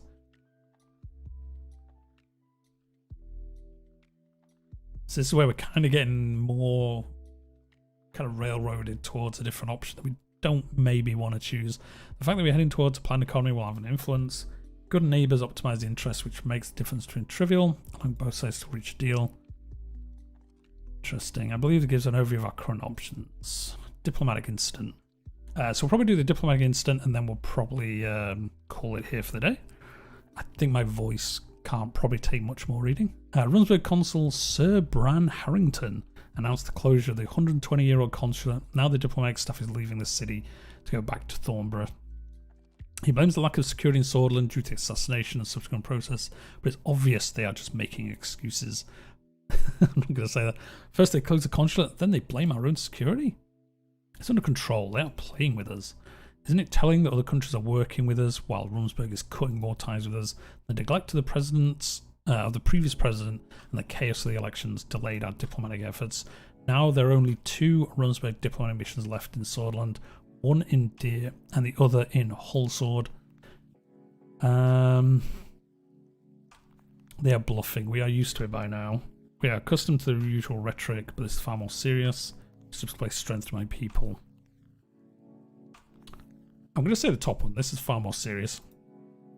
They're playing with fire. Look at what the Wayland destabilization has done to the region.